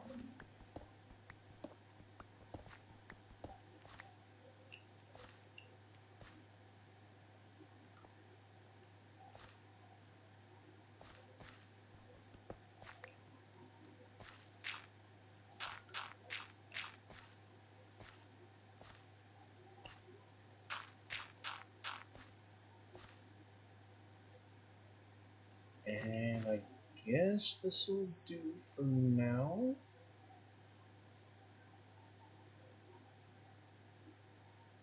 Kinda. Maybe. Ish.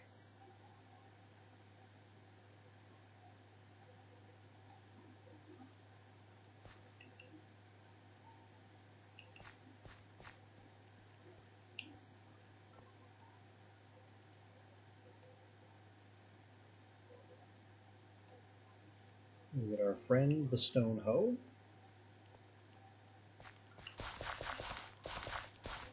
And prepare the area.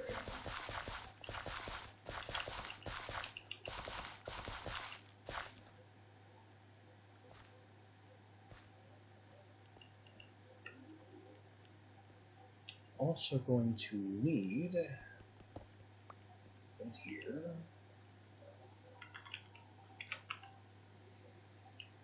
one of these made with glass pane. Don't have that.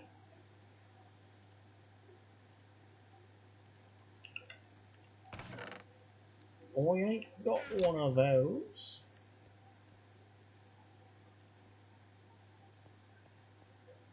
Nor do I have the sand to cook to make it.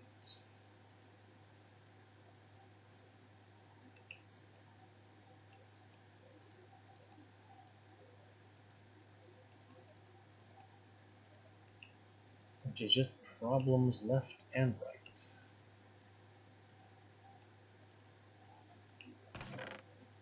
We have more iron, which is a start.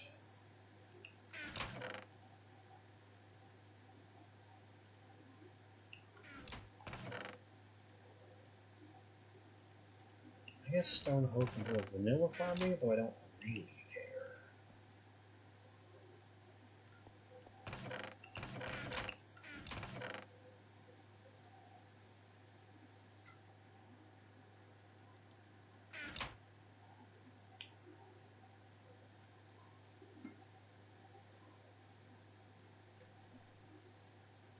Let me get a couple of these basics down.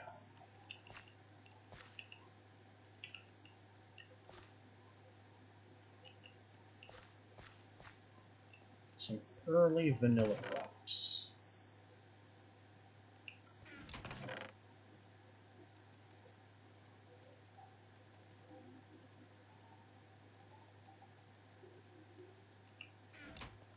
Just so we have the beginnings of farming going, we can actually eat things. Potat, carrot, and the basic wheat seeds.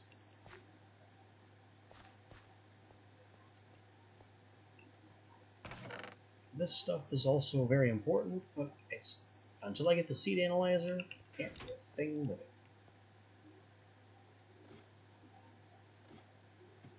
Which means we need to nap.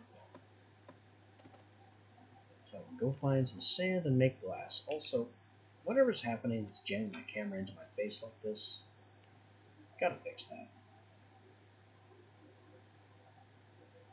It's probably this. I'll just hope it's that and deal with that later. Alright, daybreak. The search for sand. I'm seeing patches of it. Lakeside.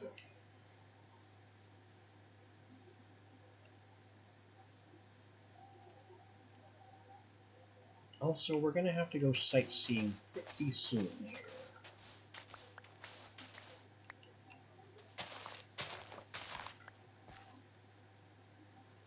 Because there is a weird Minecraft bug from this version that I want to showcase. And it should be very obvious from here. Minecraft, back in these early versions, tended to have an issue.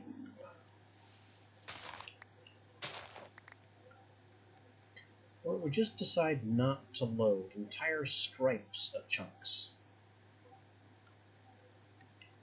And you would get these big black chasms that just rip through the world. And I hear a creature moving around in there. I can't see it, but there's something in this darkness. In versions of Minecraft even older than this, placing a block or destroying a block adjacent to the missing strip would cause it to reappear. At some point, that stopped happening. So when one goes exploring off into the blocky distance, you can get stymied by these giant holes and have to go around them.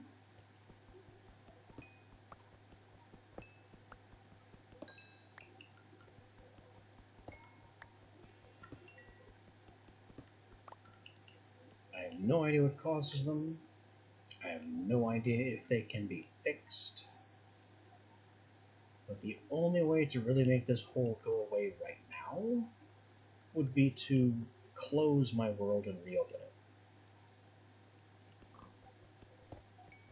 Oh, let's not go down there.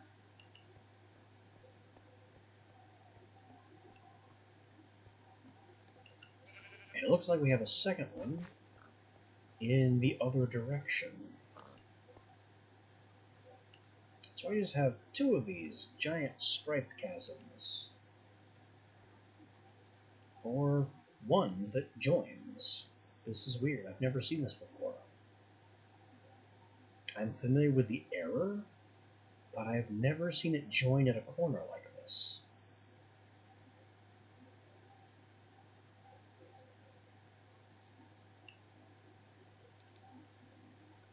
Well, that's a problem for another time. Also, if you look at the mini-map, I don't know if you can see the little circle that's just a little bit to the right. I don't know if I can expect the stream to be showing something that's basically pixel perfect. But as I get closer to that little circle on my minimap, the stone circle monument thing we were looking at just earlier is right here in this hole.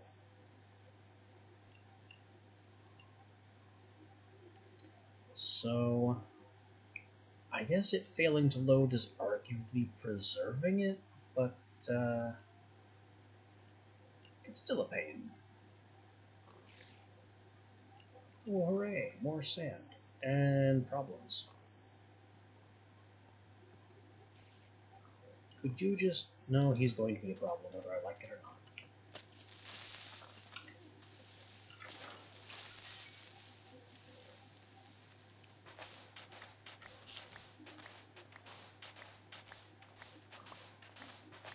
Grabbing the sand.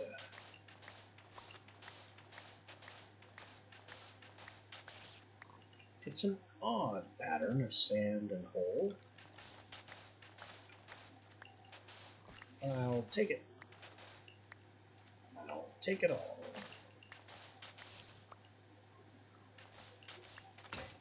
Oh, shovel down. But that's why I made it. We can fix the flowing water like this. I just don't like to leave flowing water. It's noisy, it's annoying.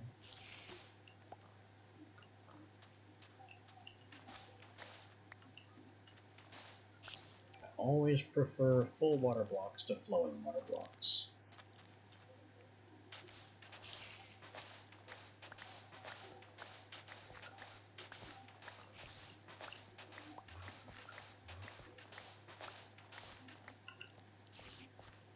Enderman somewhere, he be voopin'. He be voopin'.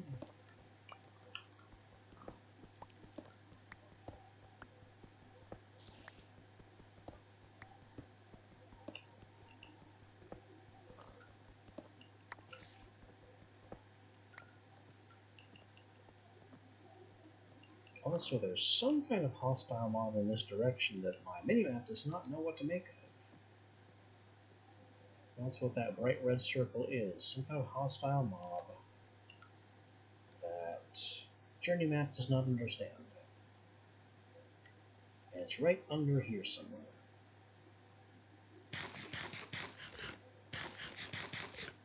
Don't know what it is. I guess I won't worry about it.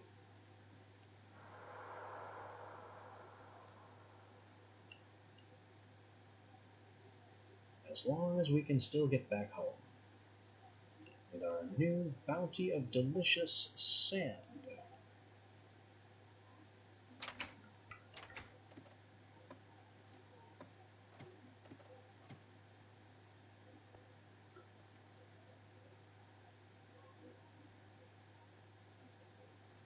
What is the sand for? Why, things and or stuff.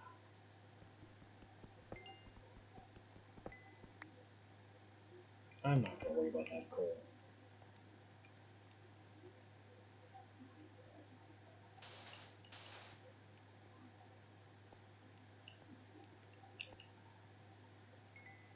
Also need to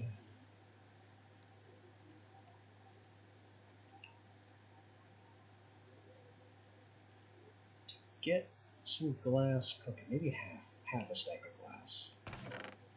Keep some sand in reserve, these ores, these seeds, vanilla sugar cane, dirt, coal.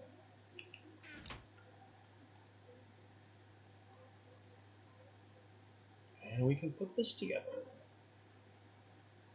This can apparently be made with literally any slab as long as it's stone or stone adjacent,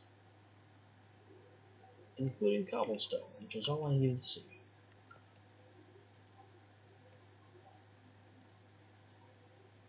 That's cobble slab, sticks, glass pane, planks, and a wood slab. Any kind of wood slab. It's slab o'clock.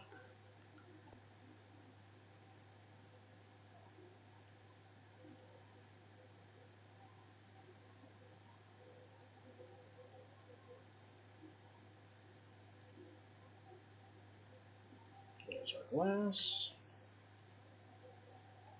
For the panes. Some versions, later versions, you can just press a button and autofill. This is before that. So now the best I can do is show a ghost and fill out the ghost parts. There's our seed analyzer.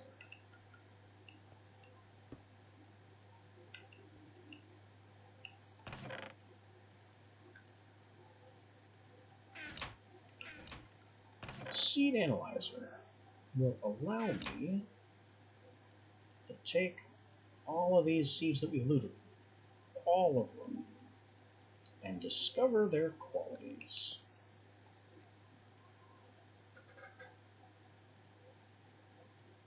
One right after another.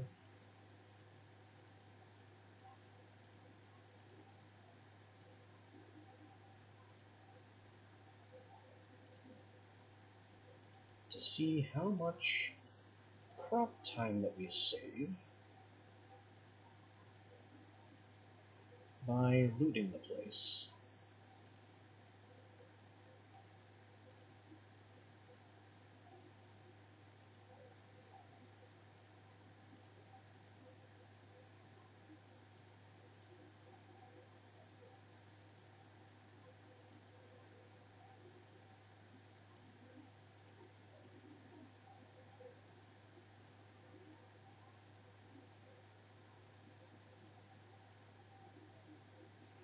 I will look at all of these numbers after we finish the scans.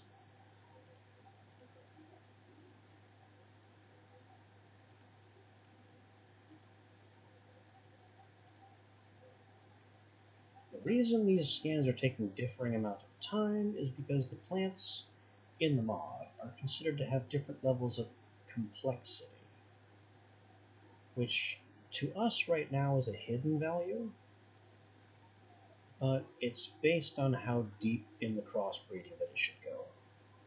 Also, I need this book. There's a book that goes there. This book.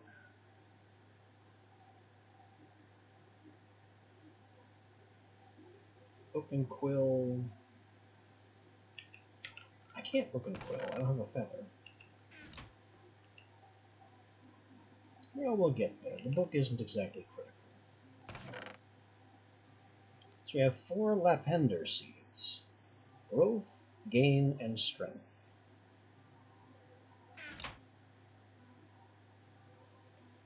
I'm going to keep this one. This one's very high stats. This one's 171. The 2 1s are crippling. 435, 415. This one's better. These 2 can be destroyed. Because from these 2, we can crossbreed them together and end up with some very high stats and eventually get to 10, 10, 10. Cereblossom, which I failed to identify. We missed a spot. Nothing else is unidentified. So Cereblossom is an Ars Magica crop. Tarma is an Ars Magica crop. Water Artichoke is a Witchery crop.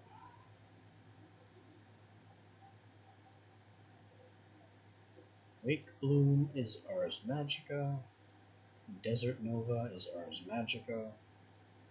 Melon's just vanilla, that's fine. Belladonna is Witchery. Water Artichoke is Witchery, we've covered that. Red Stodendron. Wake Bloom is still... Oh, we have a few Wake Bloom. 541, 244, 316. Kind of a hard pick, honestly. This 1 is really bad. But I also have a 6 here that could mitigate it. I think the 244, though it's lower all round, is still in a better starting place than either of these. both have ones in them.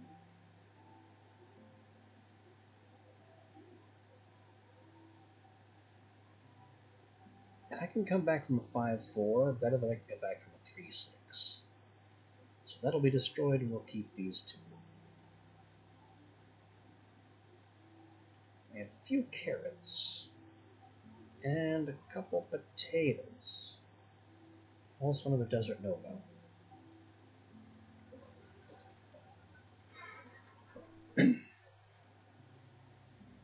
Four, 4, 6, that's a really strong starter.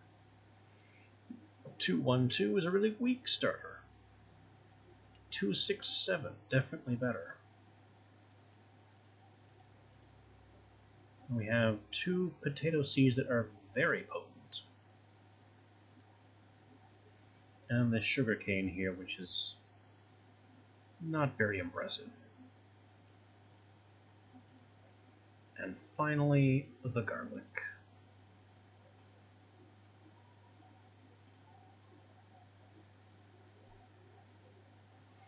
The way AgriCraft works is it does a couple things. First of all, it's possible to take a basic seed like this that doesn't have AgriCraft stats,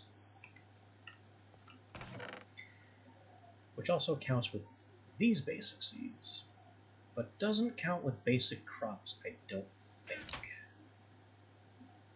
I'm pretty sure I can't do it with a dandelion or a cactus. I could do it with a melon seed, though. I also think potatoes and carrots are off limits, which is why it drops the seeds for them, so let's not even look at that. But if you take a basic vanilla seed, and the plants don't work, put it in there, and it will scan it, and it'll become a 1-1-1 seed.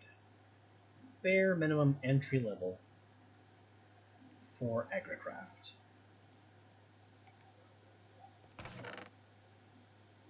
I don't have any wheat seeds in here, so we're actually going to have to do that with another wheat seed to get things started on wheat.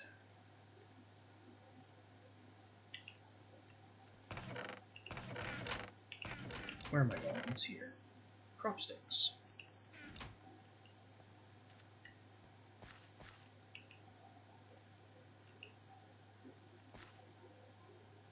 AgriCraft, you plant your crops on these crop sticks. And they grow in the crop sticks just like regular crops. Growth, gain, and strength are their 3 stats. Obviously, growth is how fast they grow. Gain... excuse me. Gain is how many crops you gain, how many crops drop when you harvest them. And that's the numerical stat value goes from 1 to 10, and the amount you get is from 1 to 4, based on that gain value. And then strength is how resistant they are to weeds, in theory. I don't actually think strength does anything, to be honest.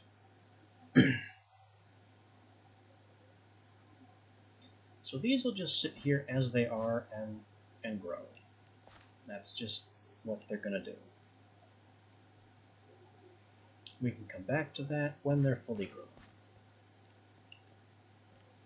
The other thing we can do here is take this sugarcane seed and do pretty much the same thing with it. That has to be planted on sand, which is why I did that.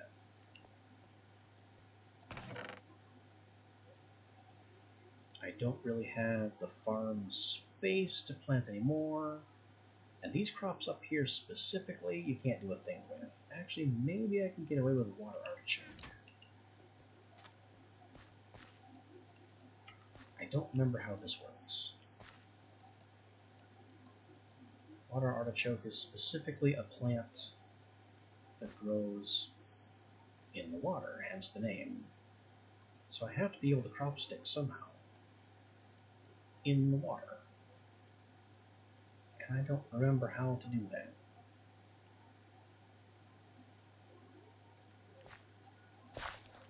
Ah, that's how.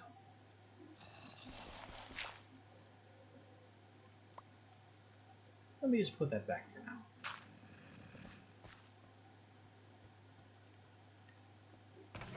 I remembered. And I'm gonna need a bucket. And one, I have to rely on buckets. But buckets are inevitable, like Thanos.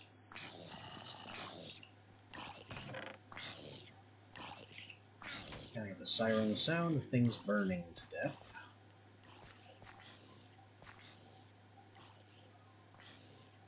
I'm gonna put my water pads back here.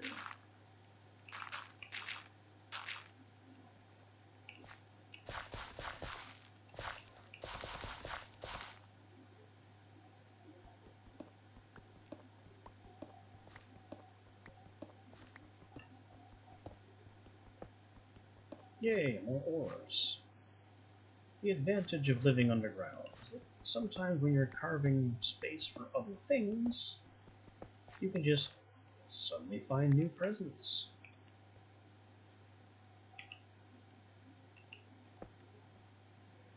The deeping depths occasionally gift me with their bounty.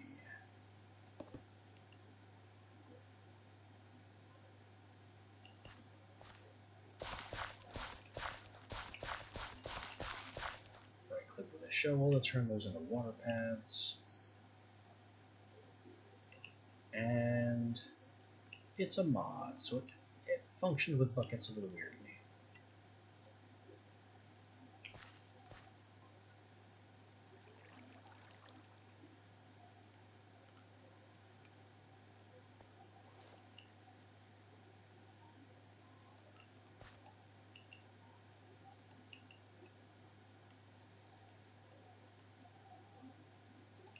Correction, it functions very weirdly.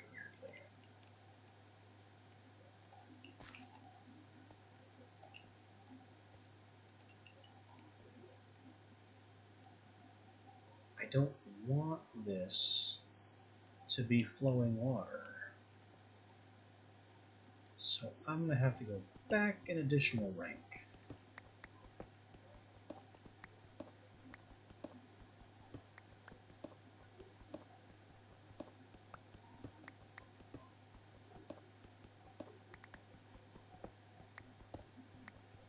Free copper, don't mind if I do.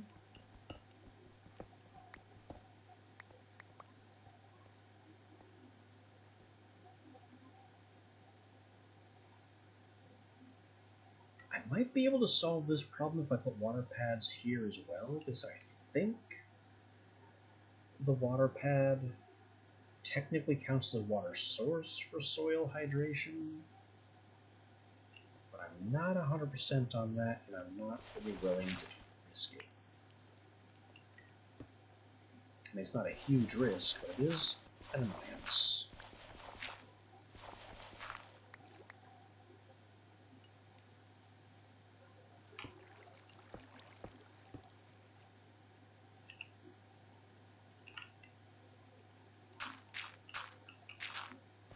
Alright, till our dirt.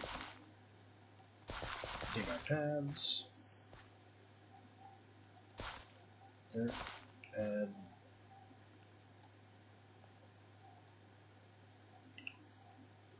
And bucket the water into them again.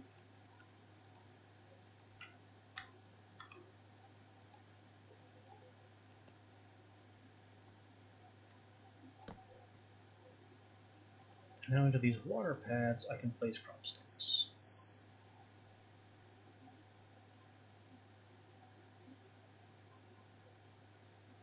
Unfortunately, I'm carrying no seeds that work with that.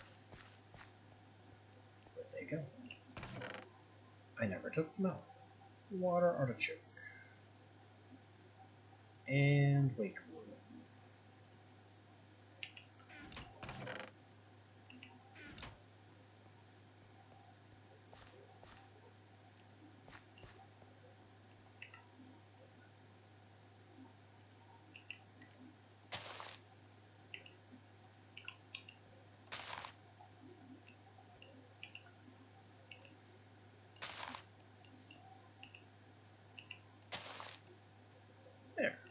And those will grow just fine.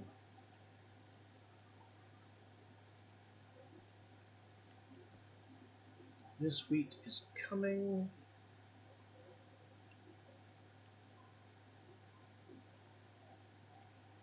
So with all these AgriCraft weird crop sticks, what I intend to do is do this.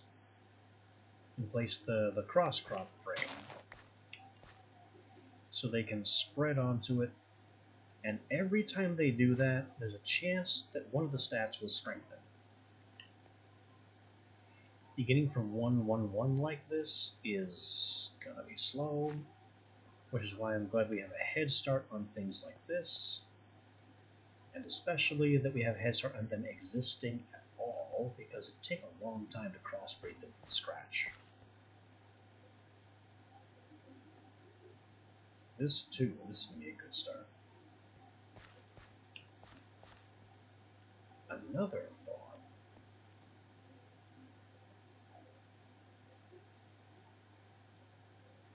Yeah, this 745 is a keeper, the 427 kind of is, well, no it is, it's fine. It's fine. I'm thinking because there's another... There is... Put these back. There's another tool in the AgriCraft arsenal. This, the clipper. Clippers, which are very cheap, allow you to do things even faster.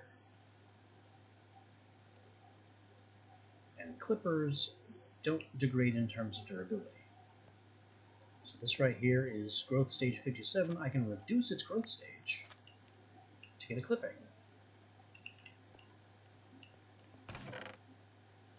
You can attempt to plant this clipping, which may fail. The strength stat of a plant also determines how likely the planting of a clipping is to fail.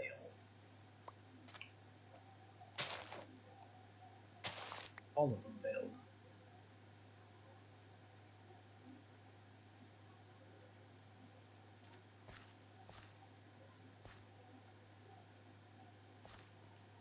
Well, that's fine. We'll just let this grow to full, clip it down again, and try to plant it some more, until it succeeds. We have nothing but time. I also have all these seeds that... Oh, sorry. All these seeds that I need to destroy.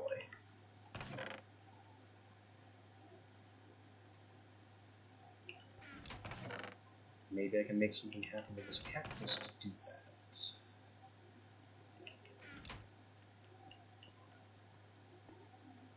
We're not planting that right here. That would be a big mistake. Maybe topside. Is it day or night? Well, it's day, obviously, but I can't tell. It's afternoon. Because the sun is in the west. I'm going to put my cactus right here, and then use it to destroy these garbage seeds.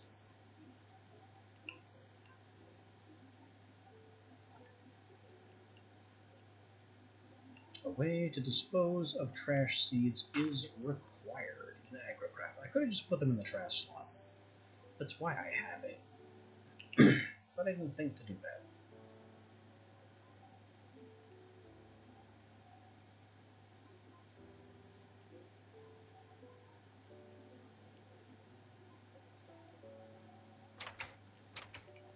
More fun technology offered by AgriCraft is the water tanks, the water channels, irrigation channels, and sprinklers, which allow you to increase the speed of crop growth.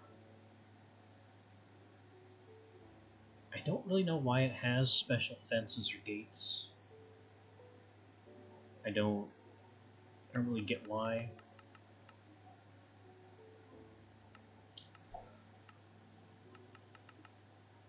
I guess fence gates made of other woods didn't exist yet?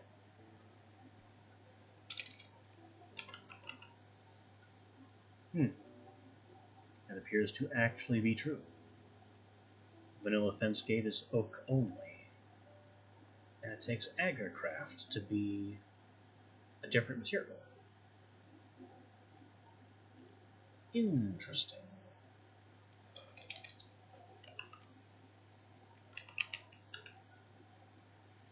Agarcraft also offers the hand rake and the iron hand rake, which are supposed to remove weeds. They don't. It's faster to break the crop stakes and replant them and replace them. The weed rakes, I don't even think they work. Agarcraft used to have a weed spray as well, which was supposed to prevent weeds. It didn't.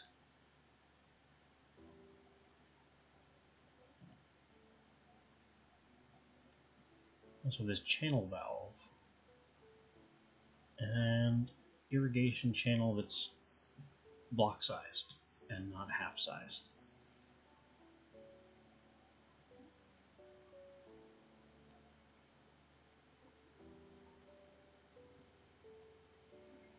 So the way the water tank works is obviously you fill it with water.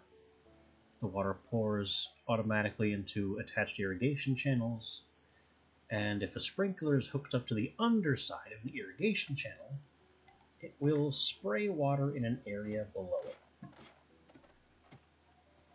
Crops that are being sprayed with water in this way, well, the farmland is automatically moistened, for one thing, and crop growth is also accelerated. And I used to know how far away that happened for optimal sprinkler placement, but I don't remember how far away that triggers anymore.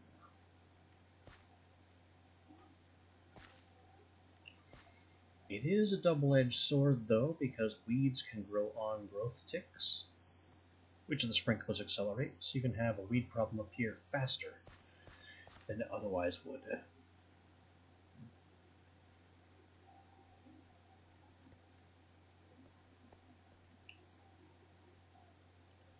I'll worry about that another time.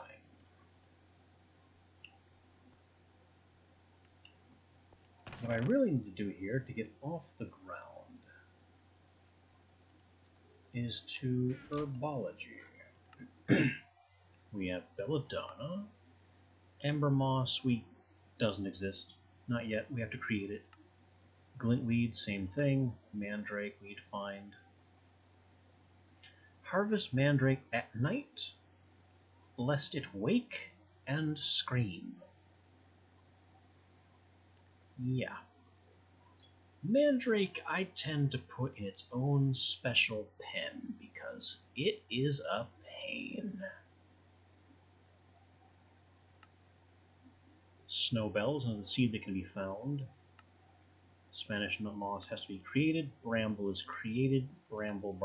Create water artichoke we have. Grasper has to be created. Critter snare has to be created. There are actually very specific rituals for these things. The plant descriptions are not sufficient at all. I'm just glad Emanif's wiki is still accessible, because that is the only way to know how to make things like graspers and critter snares, which are critical.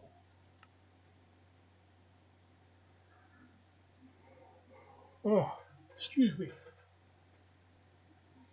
Blood poppy is a little less crucial.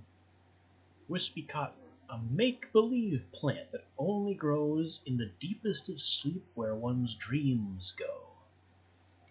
It'll be a long time before we see any of this. Wolfsbane. Something else we need to find from seeds. Garlic, and the various saplings. So this book hasn't really told us much of anything.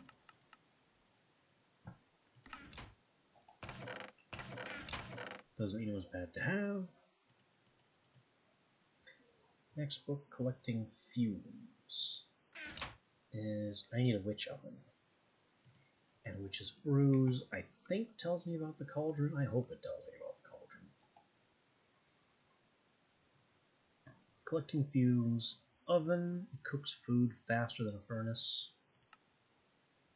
And clay jars.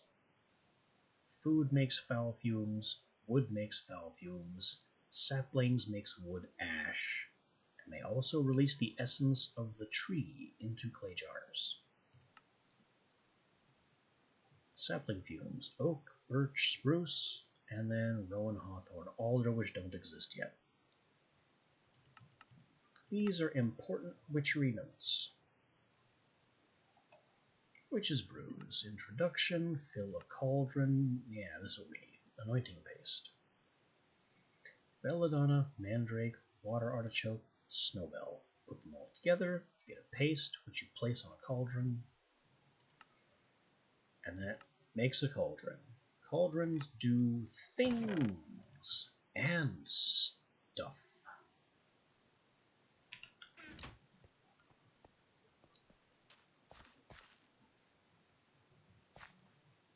But for now, oh, that's mature. I almost think about trying to strengthen our wheat. And I want more bread. Bread. Glass.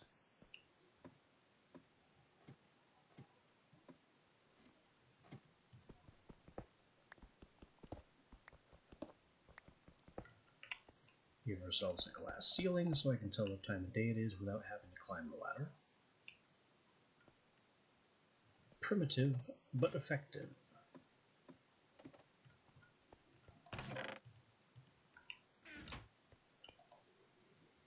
That did not fix the eyes in my face problem.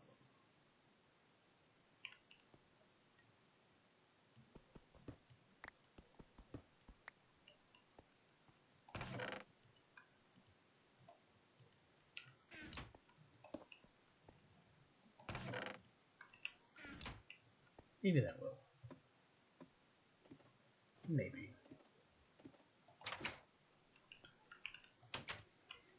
Regardless of that, that torch is going to cause problems with my cactus. Let's move the cactus a block away.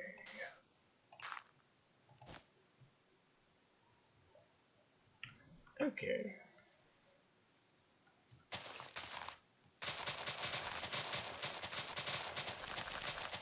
This is a seed hunting expedition.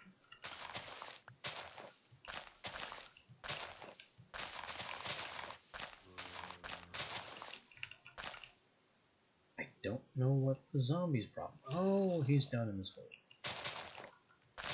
That makes sense.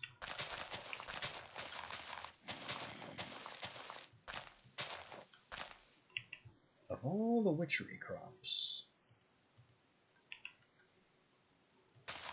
Snowbell, as I was about to say, is one of the more elusive. And then we got one. All that I think I'm missing now is Wolfsbane.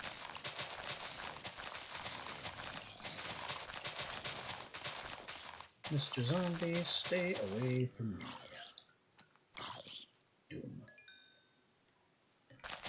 Doom upon ye. Oh, Belladonna.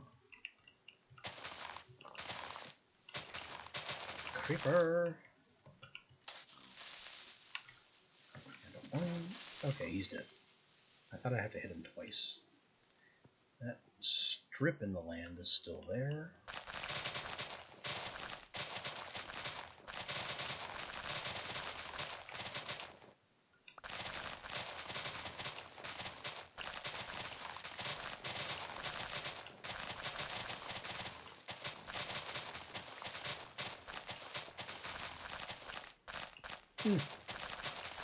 Water artichoke. The one I needed, but not the one I'm looking for.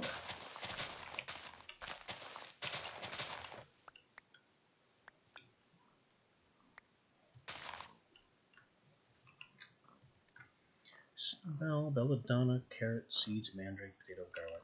Still need wolfsbane.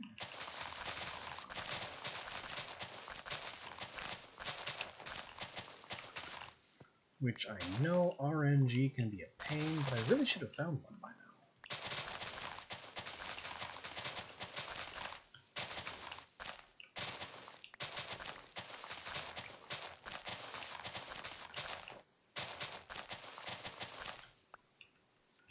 Zombie. Strange to see you out here, but okay.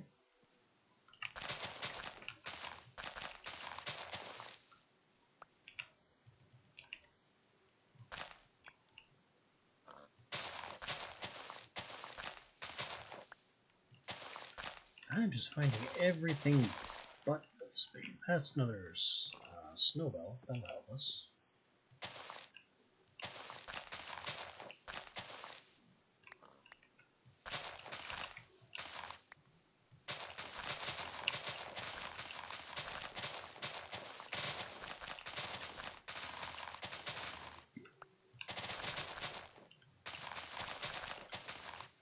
Snowbell is a funny crop. It's a plant that drops snowballs. It also rarely drops ice needles, which are needed for something else. Aha! One wolfsbane at last.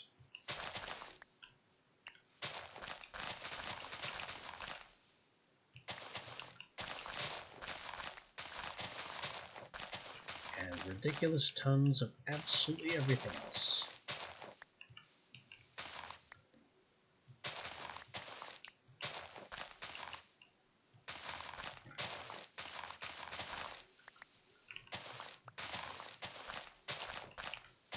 I think this is the entire reason that my last mod set included Botania. Just so I could make the horn that you blow and it destroys grass within a radius.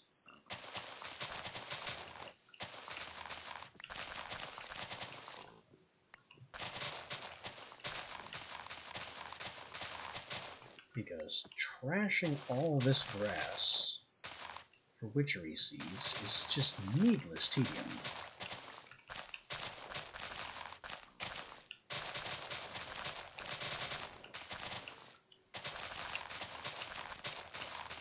Aha! 3 wolfsbane. I can go home happy. Which is good. Because it's noon. I also have this elm over here. That's going to be important later. Witchwood. Also an important resource, but not yet.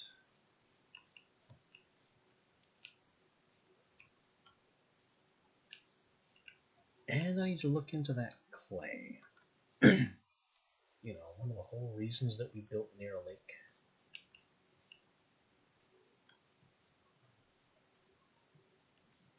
I'm seeing gravel. I mean, flint is also important. I have the inventory space. Right now, I just want clay.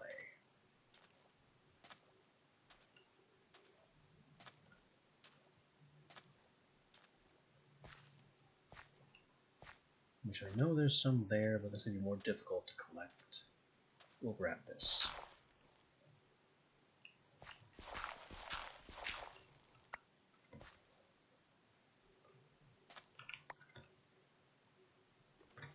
It's not much, but it's a start.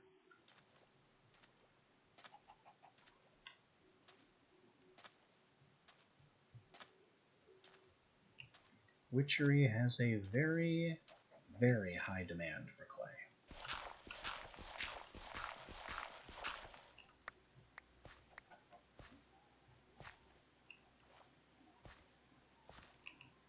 So I would like to know if there's any way I can make clay. I can.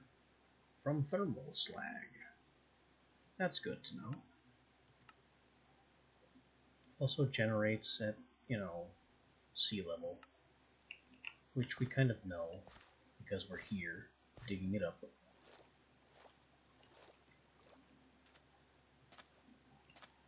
Oh, excellent. More.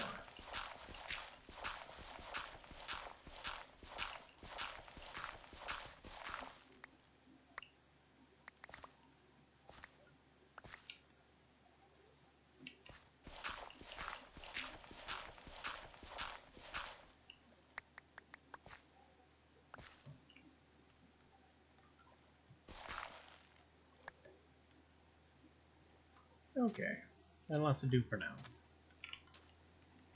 Mostly because it's all the clay in the area for now. Except for that bit in the middle. Also, I could use a feather and some ink.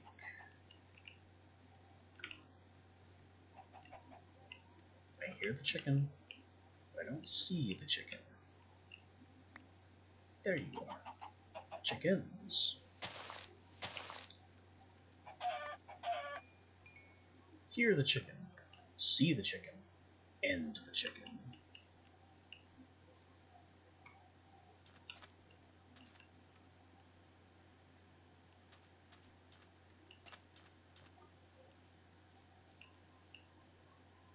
Next up, squid. I see 2 squid on my minimap.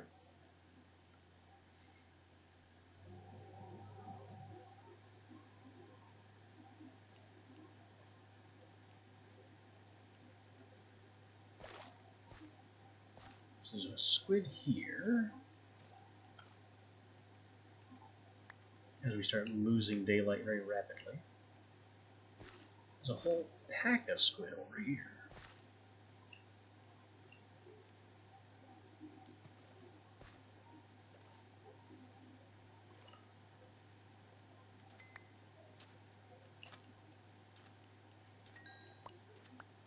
This is back before squid made noise, and before their health was doubled.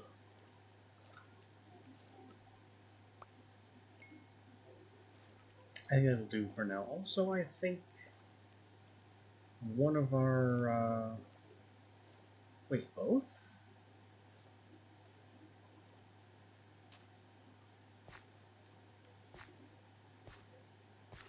Ah. The error strips have fixed themselves. Our little stone circle is back, and it's no longer a black hole into the depths of whatever. The depths of bedrock and beyond. No spider. Bad spider. Ow. Bad spider, worse creeper.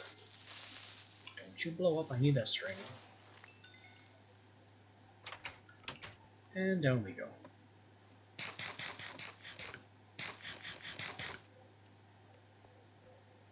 So now I have feather and ink.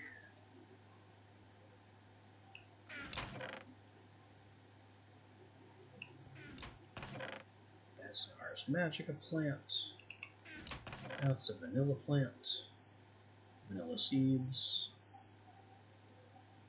Lots of witchery seeds. Don't really know what to do with all of these seeds. It's kind of overwhelming.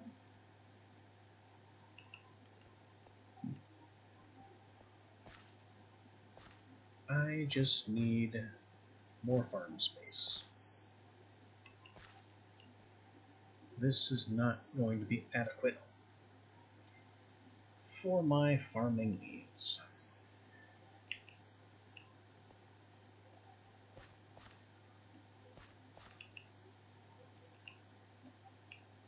There's a wolfsbane.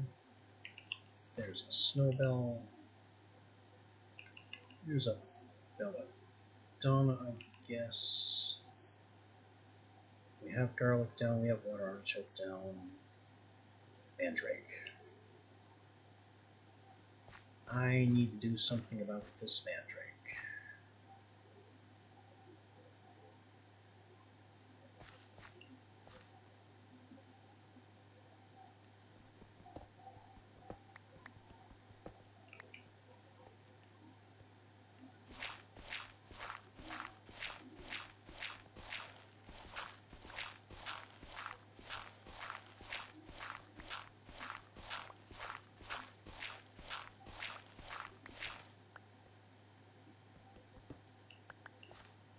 So the mandrake says, and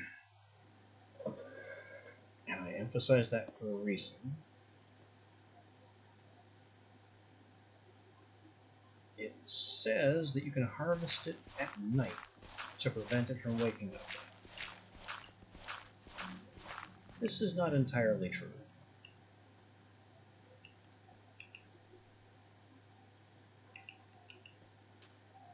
Mandrake will awaken if it damn well feels like it.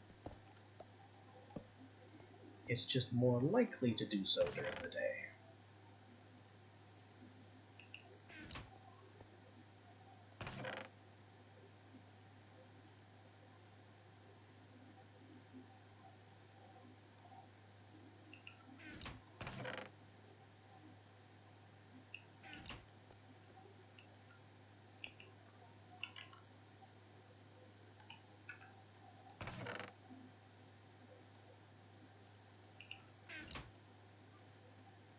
So what we're going to do here is make a wall and avail ourselves of these fence gates.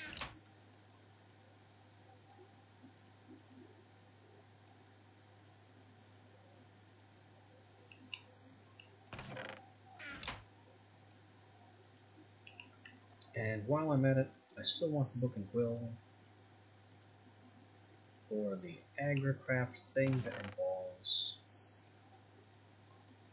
4 crop sticks and 4 seeds, which I think just have to be any 4 seeds.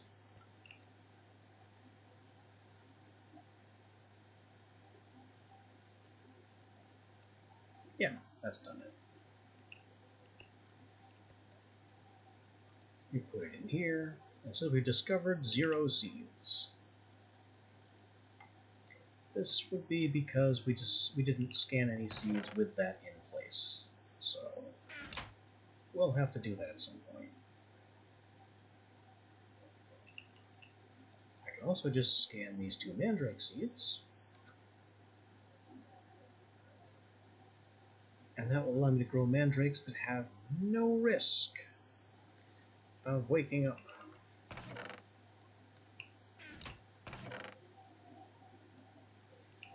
Flagrantly cheating with both hands, and I love it.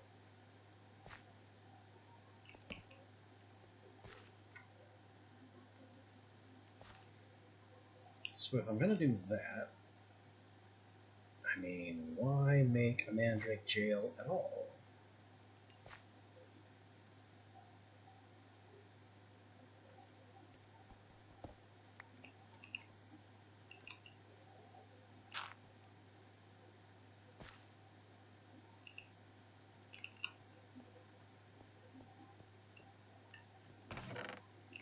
And the answer is because I still weirdly enjoy making mandrake jail.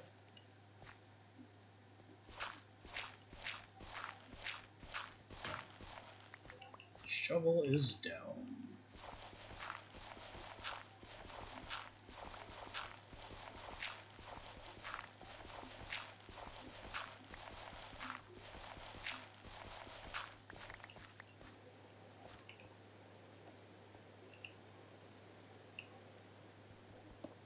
Pickaxe is going to be down soon, too. So what I'm doing with mandrake jails, I want to make this 4 by 4.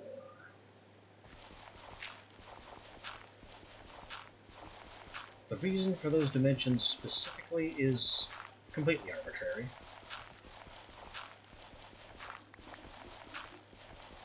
It just feels like a good size to me.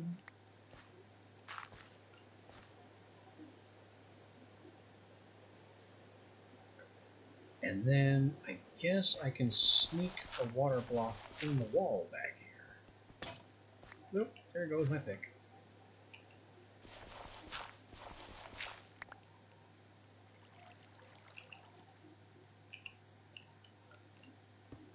And that will hydrate the farmland.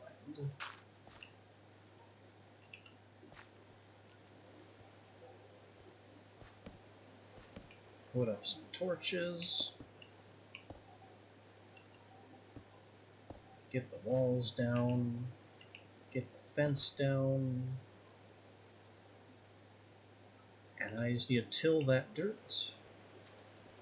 And get the basic mandrake seeds down.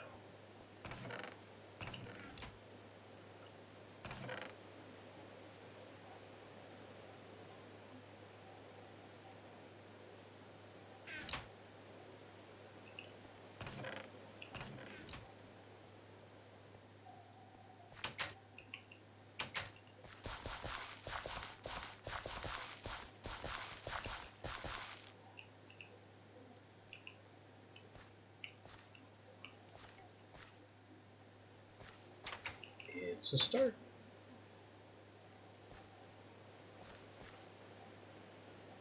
I also need to find room to crop stake these mandrakes. The special mandrakes, which honestly I could just do back here. It's not gonna hurt anything. It changes nothing.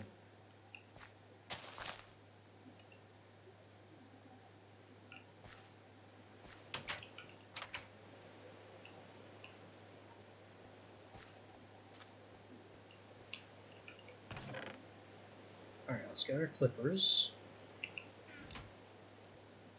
Clip the heck out of these sugar canes and see if we can grow another one. Yes. These can be destroyed. I need some kind of garbage chute. I used to use Botania for that, but that's kind of off the table now. Maybe I could do one with thermal, but that's going to require lava. Ah well. We work with what we have.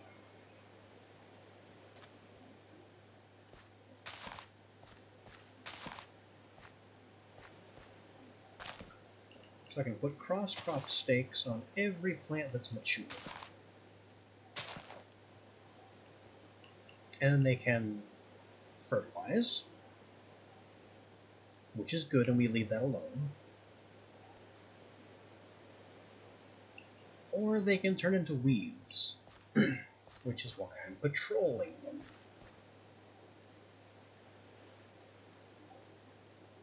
Because if a double crop stick turns into weeds, then the weeds can spread and destroy every crop they're adjacent to. There is nothing worse than having an entire field turn into weeds. Alright, these have both fertilized. So rather than watching, we're going to go identify these. We're also taking these.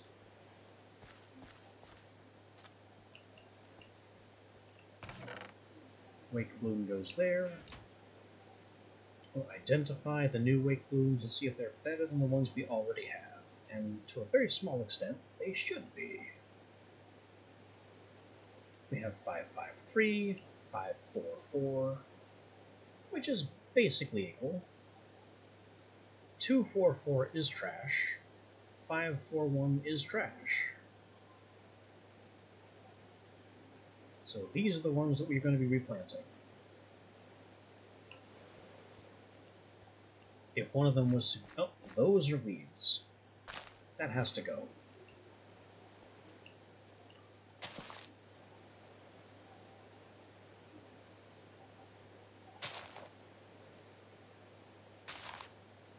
And that's why AgriCraft can have a very high wood cost.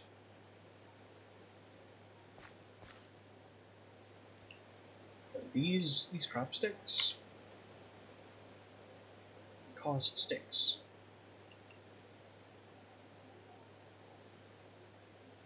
And sticks cost wood.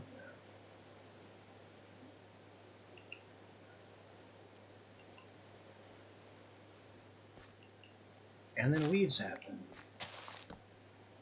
Especially since this is just a 1-1-1 crop, so these are very likely to be weeds. We want them to not be weeds, but they're probably going to be weeds.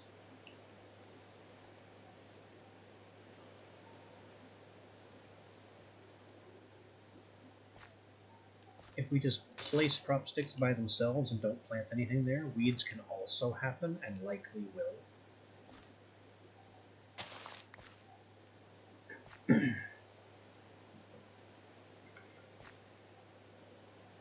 And the other pain of weeds is that if weeds appear on one of these cross stakes, we don't get the second stick back. Every one of these doubles is 1-2 crop sticks.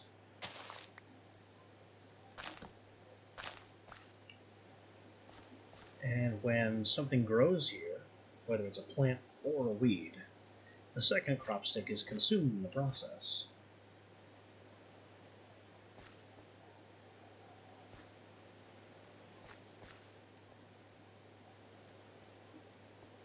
So I'm just a little bit stuck.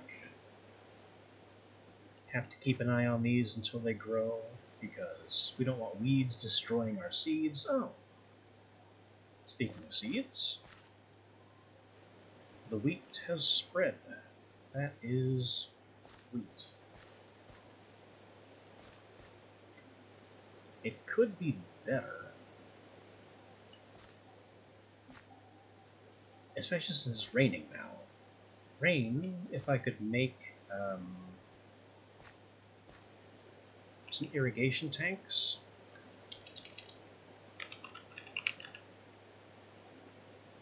Water tanks will be filled by rain.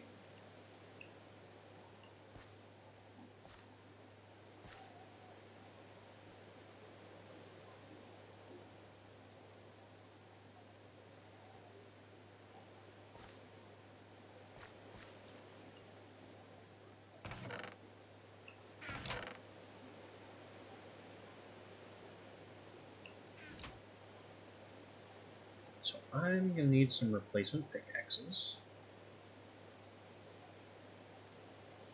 Some water tank. Like, probably a lot of water tank. Oh look, I have no wood. So water tank is not going to happen.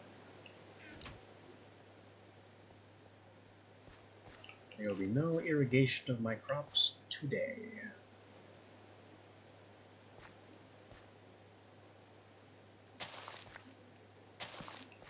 I'm just going to take this one. That is artichoke. Good.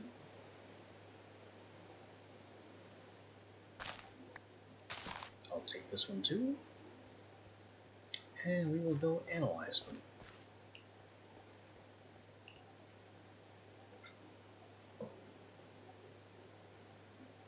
$636. That's decent, and the seeds have to be better than 111. 121. It's a start.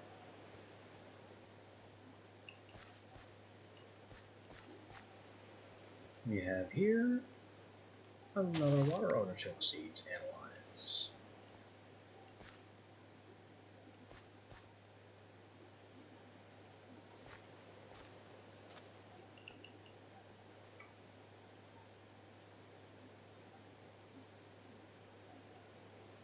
$746 is just straight up better than 636.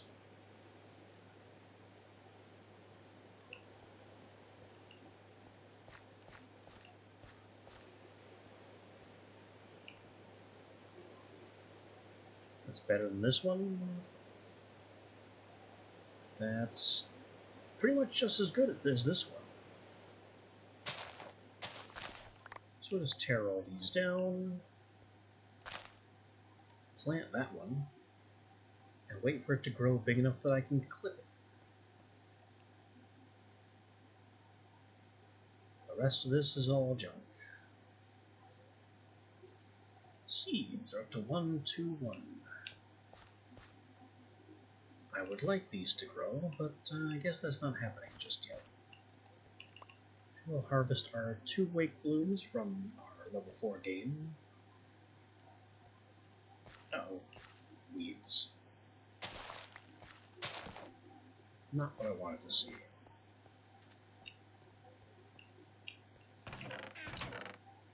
Okay, Wake Bloom, Water Artichoke, a bunch of trash. My bucket and hoe.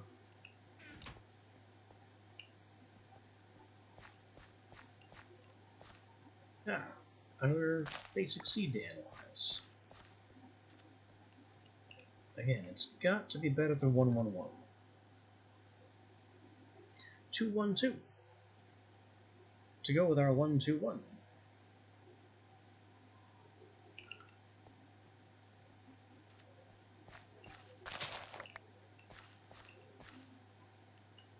We have marginally improved our wheat.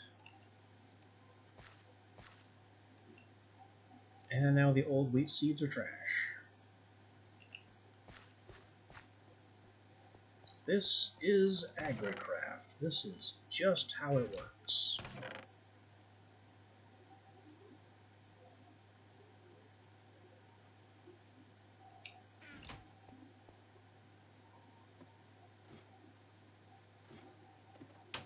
Plant the seeds, you crossbreed the seeds to empower them. You destroy the old. And you continue breeding the better seeds to get the best seeds possible. Then you crossbreed the best seeds possible to completely different plants to get a third completely different plant and move on with your life. As a casual example, seeds and carrot seeds make sugarcane. I don't know why that says 40. That's strange. I can also make mana potions out of any other potion. That's weird.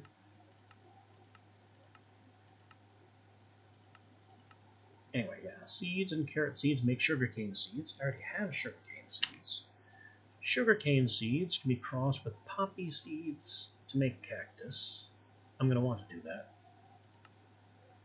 With pumpkin seeds to make poppy. So that's how we get to cactus. And with melon seeds to make dandelion. Well, we know poppy is important because poppy makes cactus. Dandelion crosses with poppy to make blue orchid, with daisy to make white tulip, with allium to make pink tulip, with blue orchid to make daisy, which, as we saw, goes to white tulip. And this is where things get interesting. Dandelion crosses with Origold to make Narcissus. And it needs ferrous or below. This is where AgriCraft gets really interesting. Because Origold crosses from red Stodendron, which we have, and orange tulip, and it needs gold ore below. Red Stodendron is red tulip and daisy, and needs redstone ore below. What all these needs ore below seeds have in common is that when a red Stodendron is fully grown, you harvest it and you get redstone. Same thing with the Origold. The Origold, with the gold ore below it, harvests into gold nuggets. And the gold ore remains. So the Origold just grows again, and you get more gold nuggets.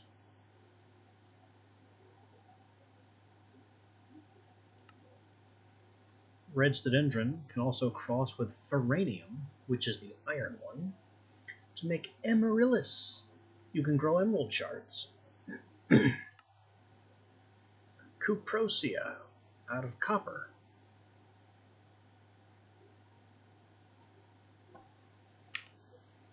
Cuprosia doesn't cross into anything else.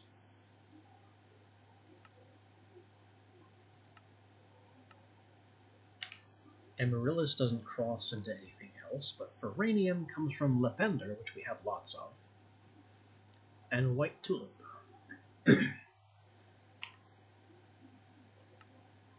Ferranium goes into Plombeam,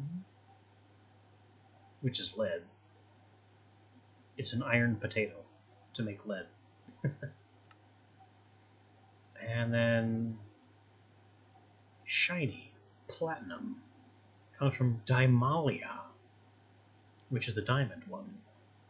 Diamond one is gold and lapis to make diamond. So yeah, to get these ore plants going, kinda need Silk Touch.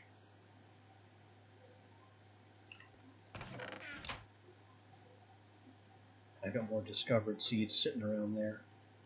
Maybe I should just boop, boop, boop. Did any of those count? Apparently not. Apparently I have to scan a new untouched seed to make it a discovered seed. So previously analyzed seeds don't count. Alright, let's analyze some basic potato and carrot. Just to get them on the docket. Yep, that's up to 5 and 6. And these can be destroyed. We don't need them.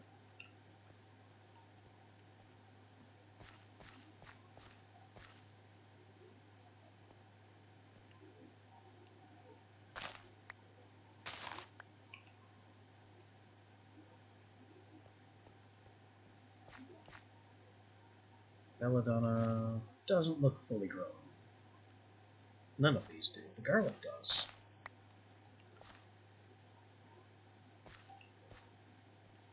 We get our potatoes and wheat and carrots and things.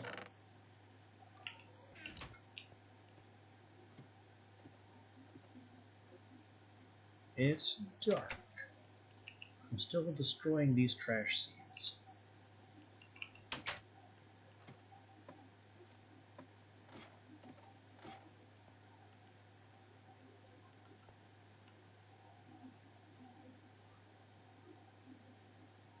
And, you know, I think that's a really strong start. It's also night. So we safely harvest that mandrake without it going nuts. And now we have a mandrake root.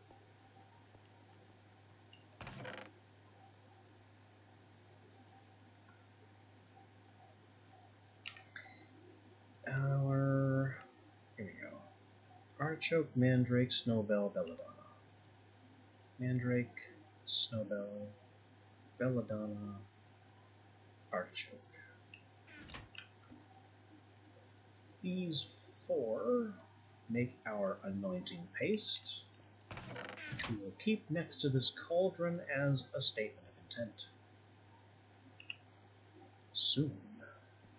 Soon witchery will begin. But that, I think, is an adventure for tomorrow. I still haven't fixed whatever's wrong with the bed. Is it this block? It could be. Is it that block? No. Is it these blocks? No. Is it that block? No. I don't know why my camera is doing that.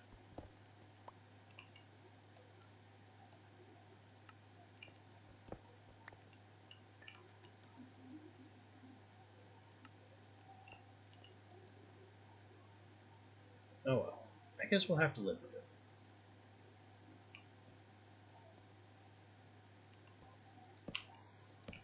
guess I'm gonna have to live with it.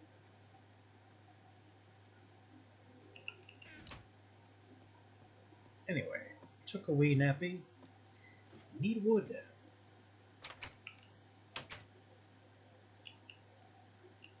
The hunger for wood is going to be constant.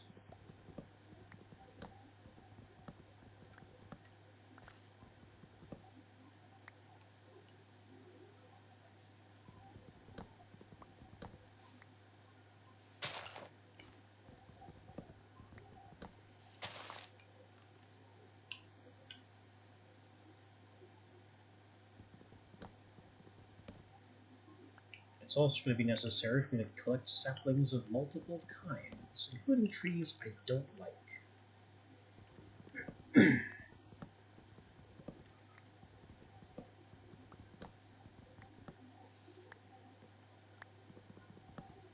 Jungle doesn't count.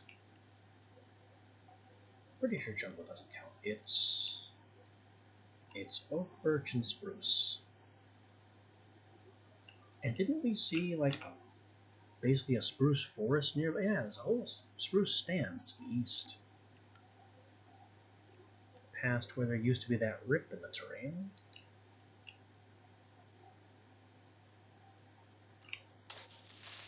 We also have this guy.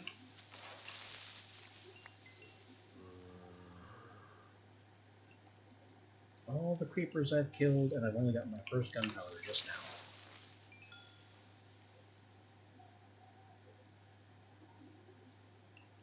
We can also go up here to this henge thing, which I'm going to want to do quickly since the sun is evidently setting. No, wait, rising. It's east. Never mind, I know my directions. The reason that I don't want to be anywhere near one of these henge things at night is because this. Ooh, I got his hand. That'll be nice later. Under 2 of these corner blocks are witch spawners.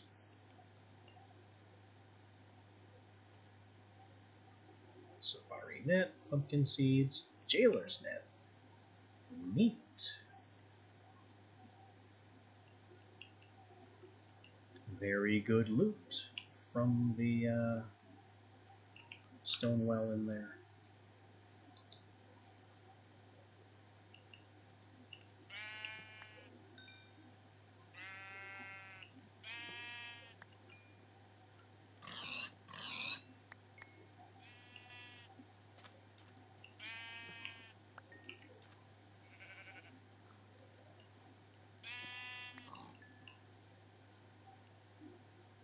Oh, lava pool. Nice to know about. And there sure are lots of beehives in the area.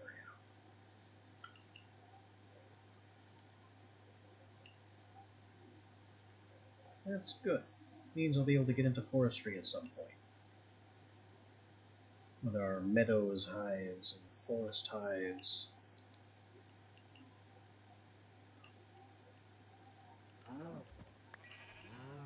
Beekeeping is good stuff. I should probably hold off on murdering all the cows. Surely I will need some wildlife at some point.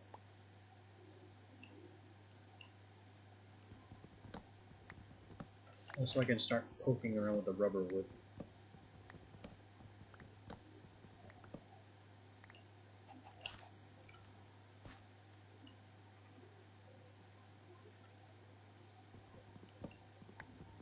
It's mostly an annoyance for now, but it could become good stuff later.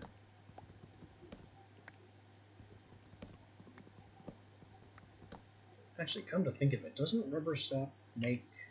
It does, it makes torches. Though less torches than actual charcoal.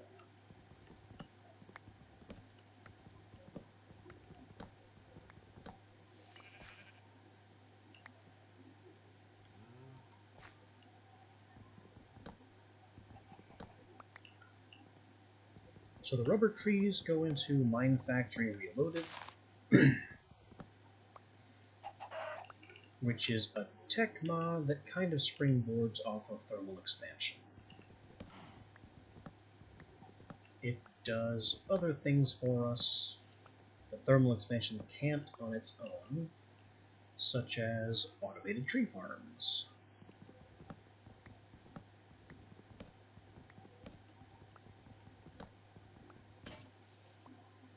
I mean, theoretically, forestry can automated tree farm too, but that functionality was never truly finished.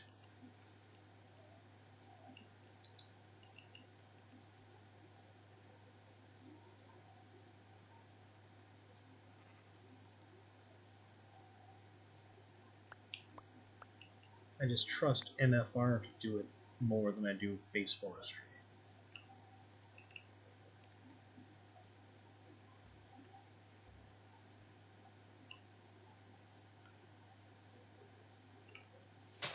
Just running around and making sure I haven't missed too many saplings.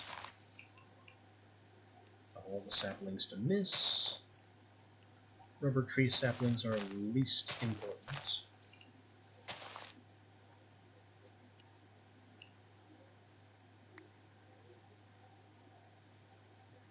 The saplings that are a real pain to farm are birch, because birch trees don't have a larger variant.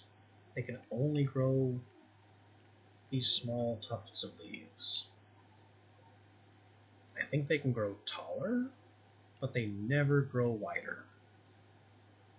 Whereas oak trees have this small version, and they can also sometimes grow into a large oak,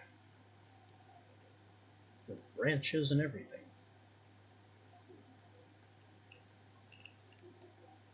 Do I steal the bees? I don't steal the bees, not yet. Not yet, but a day will come when we steal the bees. But it is not today. What I should do right now, while I'm in town, is visit here and take my junk box back. I can also grab these. They're not crucial, but better to have them in my pocket than risk someday a creeper blowing them up.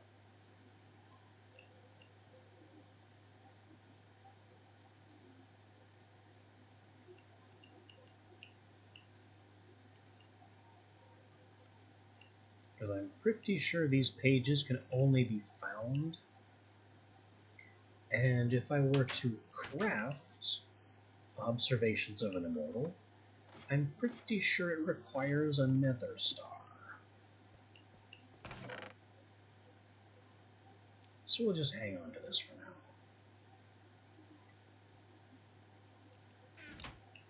I got rubberwood. Rubberwood is bad. It splits into jungle. I suppose I could charcoal it. Probably the best use for it. Oh, it sawmills into 5 with a chance of raw rubber. That would be worth it.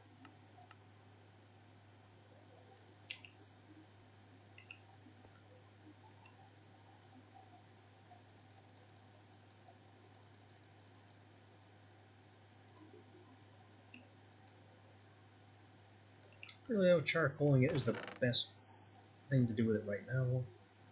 I guess I could turn it into sticks. Be better than hanging on to it.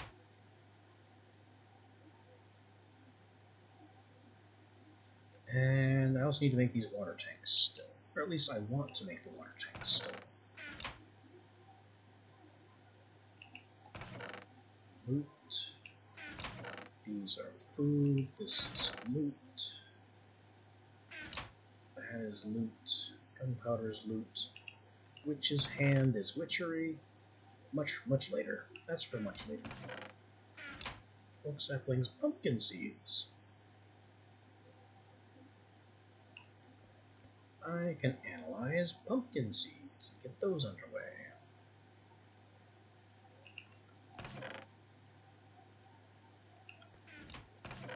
dirt, stone, gravel, more food. Glowstone and raw rubber are technically a resource, although I am going to want a machine chest. So I guess this will be my thermal and MFR chest.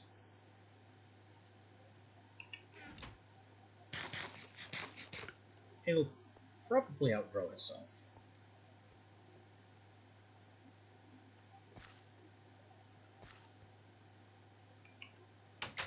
I'll just come in here and take my free mandrakes that won't scream at me.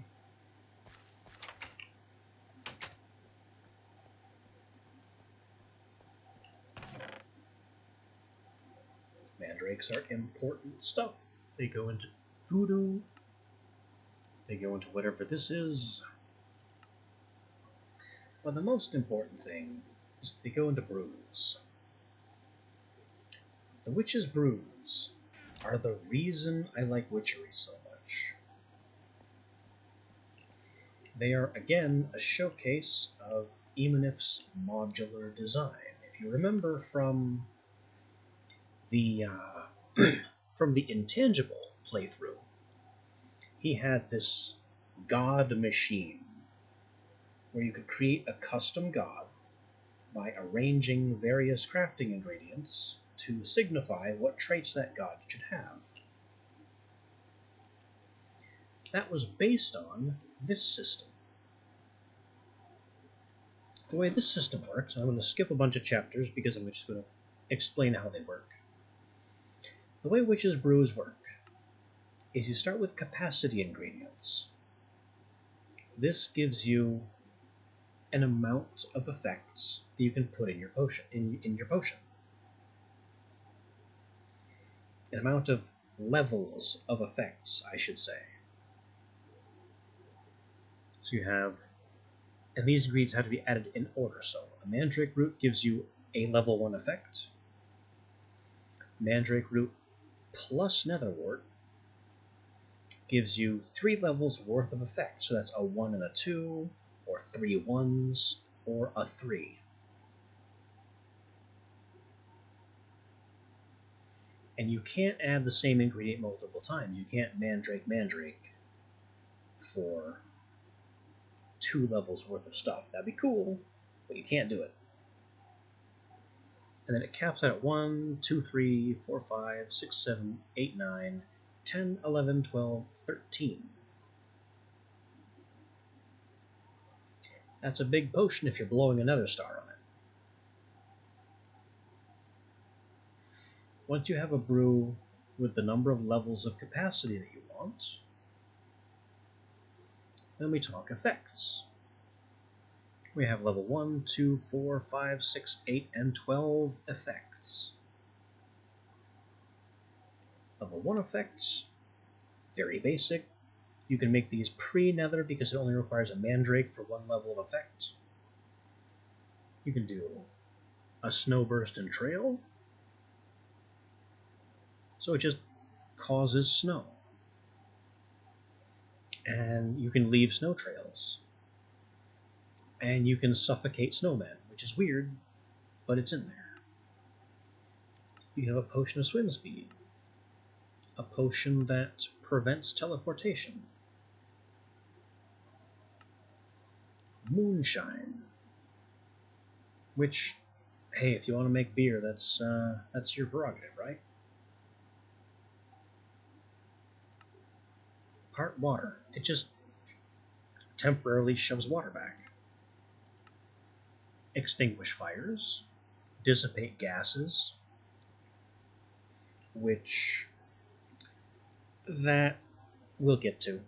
You can grow flowers. Just random flowers. A potion of flowers. Fertilize.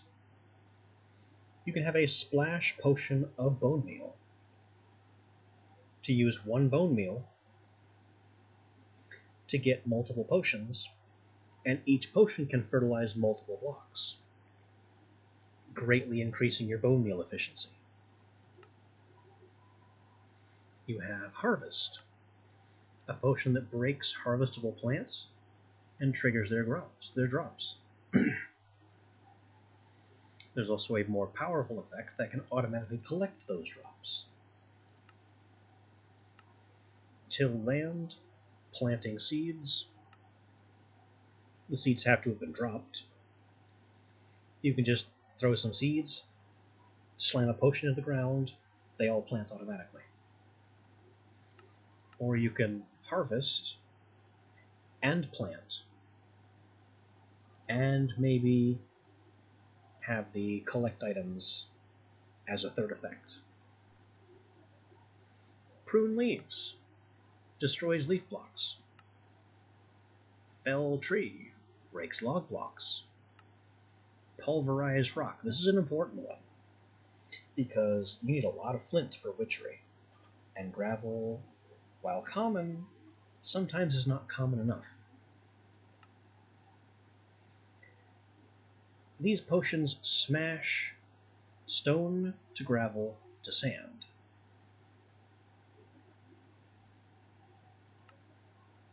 You can grow lilies.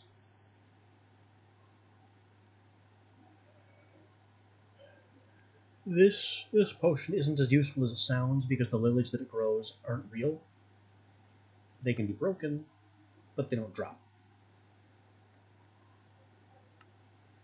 Potion of Wolf's Bane. Prevents a werewolf from shapeshifting. Tint skin. If you ever wanted to change color, temporarily dye yourself, which is a little weird, but if you want to do it.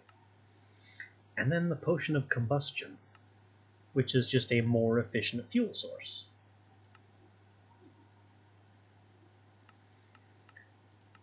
And then you have other more powerful effects after the Nether, after you get distilling online and other witchery machineries.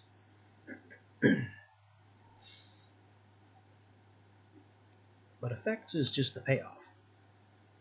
So you have capacity and effects, which directly cue into each other. But before you place the effect, first you have to add power and duration and modifiers. So it's capacity first, then power, then duration, then modifier if applicable, then the effect. Okay, so power. Power directly raises the effective level of the potion effect.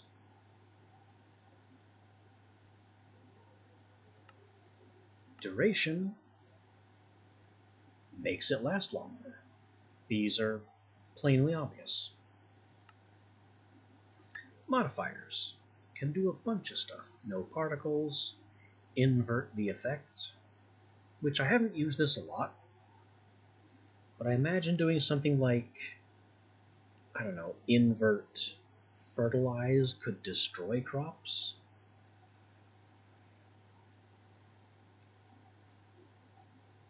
I imagine it's mostly used with higher level effects to invert healing or invert luck to use as a weapon. Skip block effects, skip entity effects, so potions you could decide that your potion doesn't affect creatures or doesn't affect blocks. These ingredients make your potions faster to drink. These change the color of the potion, which is usually not a big deal. And those are the modifiers. Dispersal. Gunpowder or water artichoke makes a splash potion. Wool of bat, which is a huge pain in the neck, because bats, makes it a gas potion. This creates a cloud of gas that lingers. This is lingering before lingering was a thing. And the gas just persists and continuously applies the potion effect. A gas potion of healing is an extremely powerful healing potion, plus a death cloud for any undead. Liquid creates a temporary liquid splash that then runs downhill. Sometimes this is helpful. I actually don't know of any. I've never seen it be especially helpful. I've tried to make good use of this one, but I really don't know how. And then you have Trigger. Trigger is one for PvP. Trigger allows you to create traps. You throw a trigger brew at a button, lever, wooden door, or pressure plate, and the next person who activates that block has the potion trigger on them.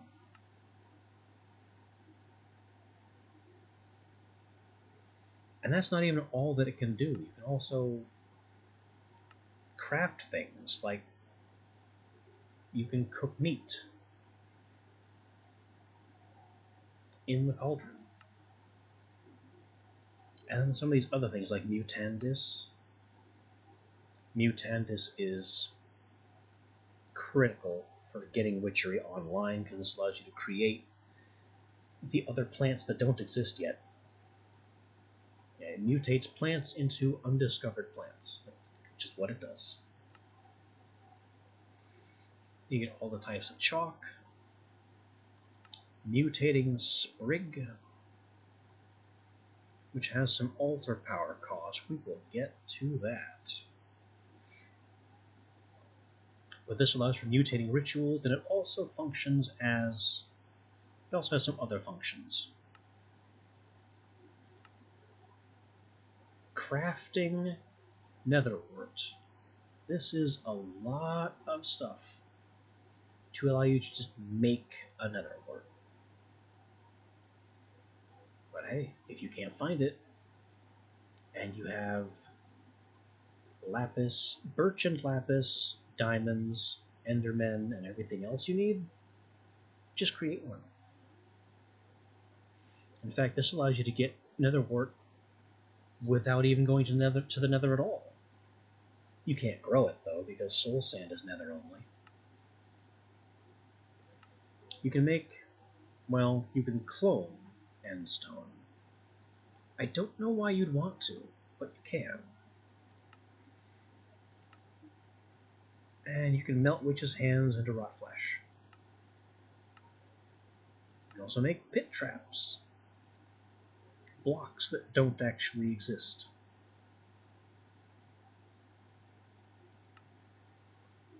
And there's a player compass, which you can... Tag locks are a whole thing.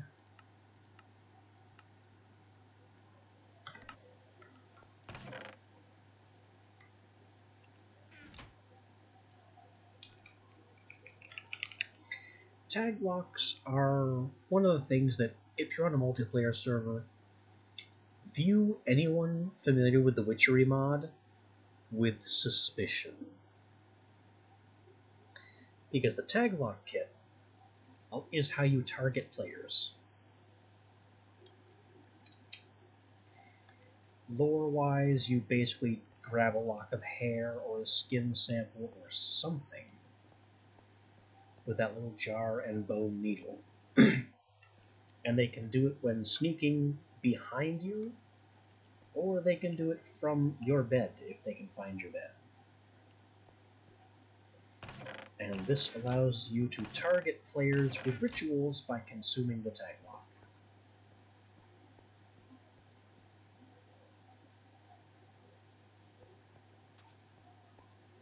But I think we've made a fairly good start for ourselves. So that is where I'm going to leave it for now. We'll be back here with more block-based nonsense tomorrow. Until then.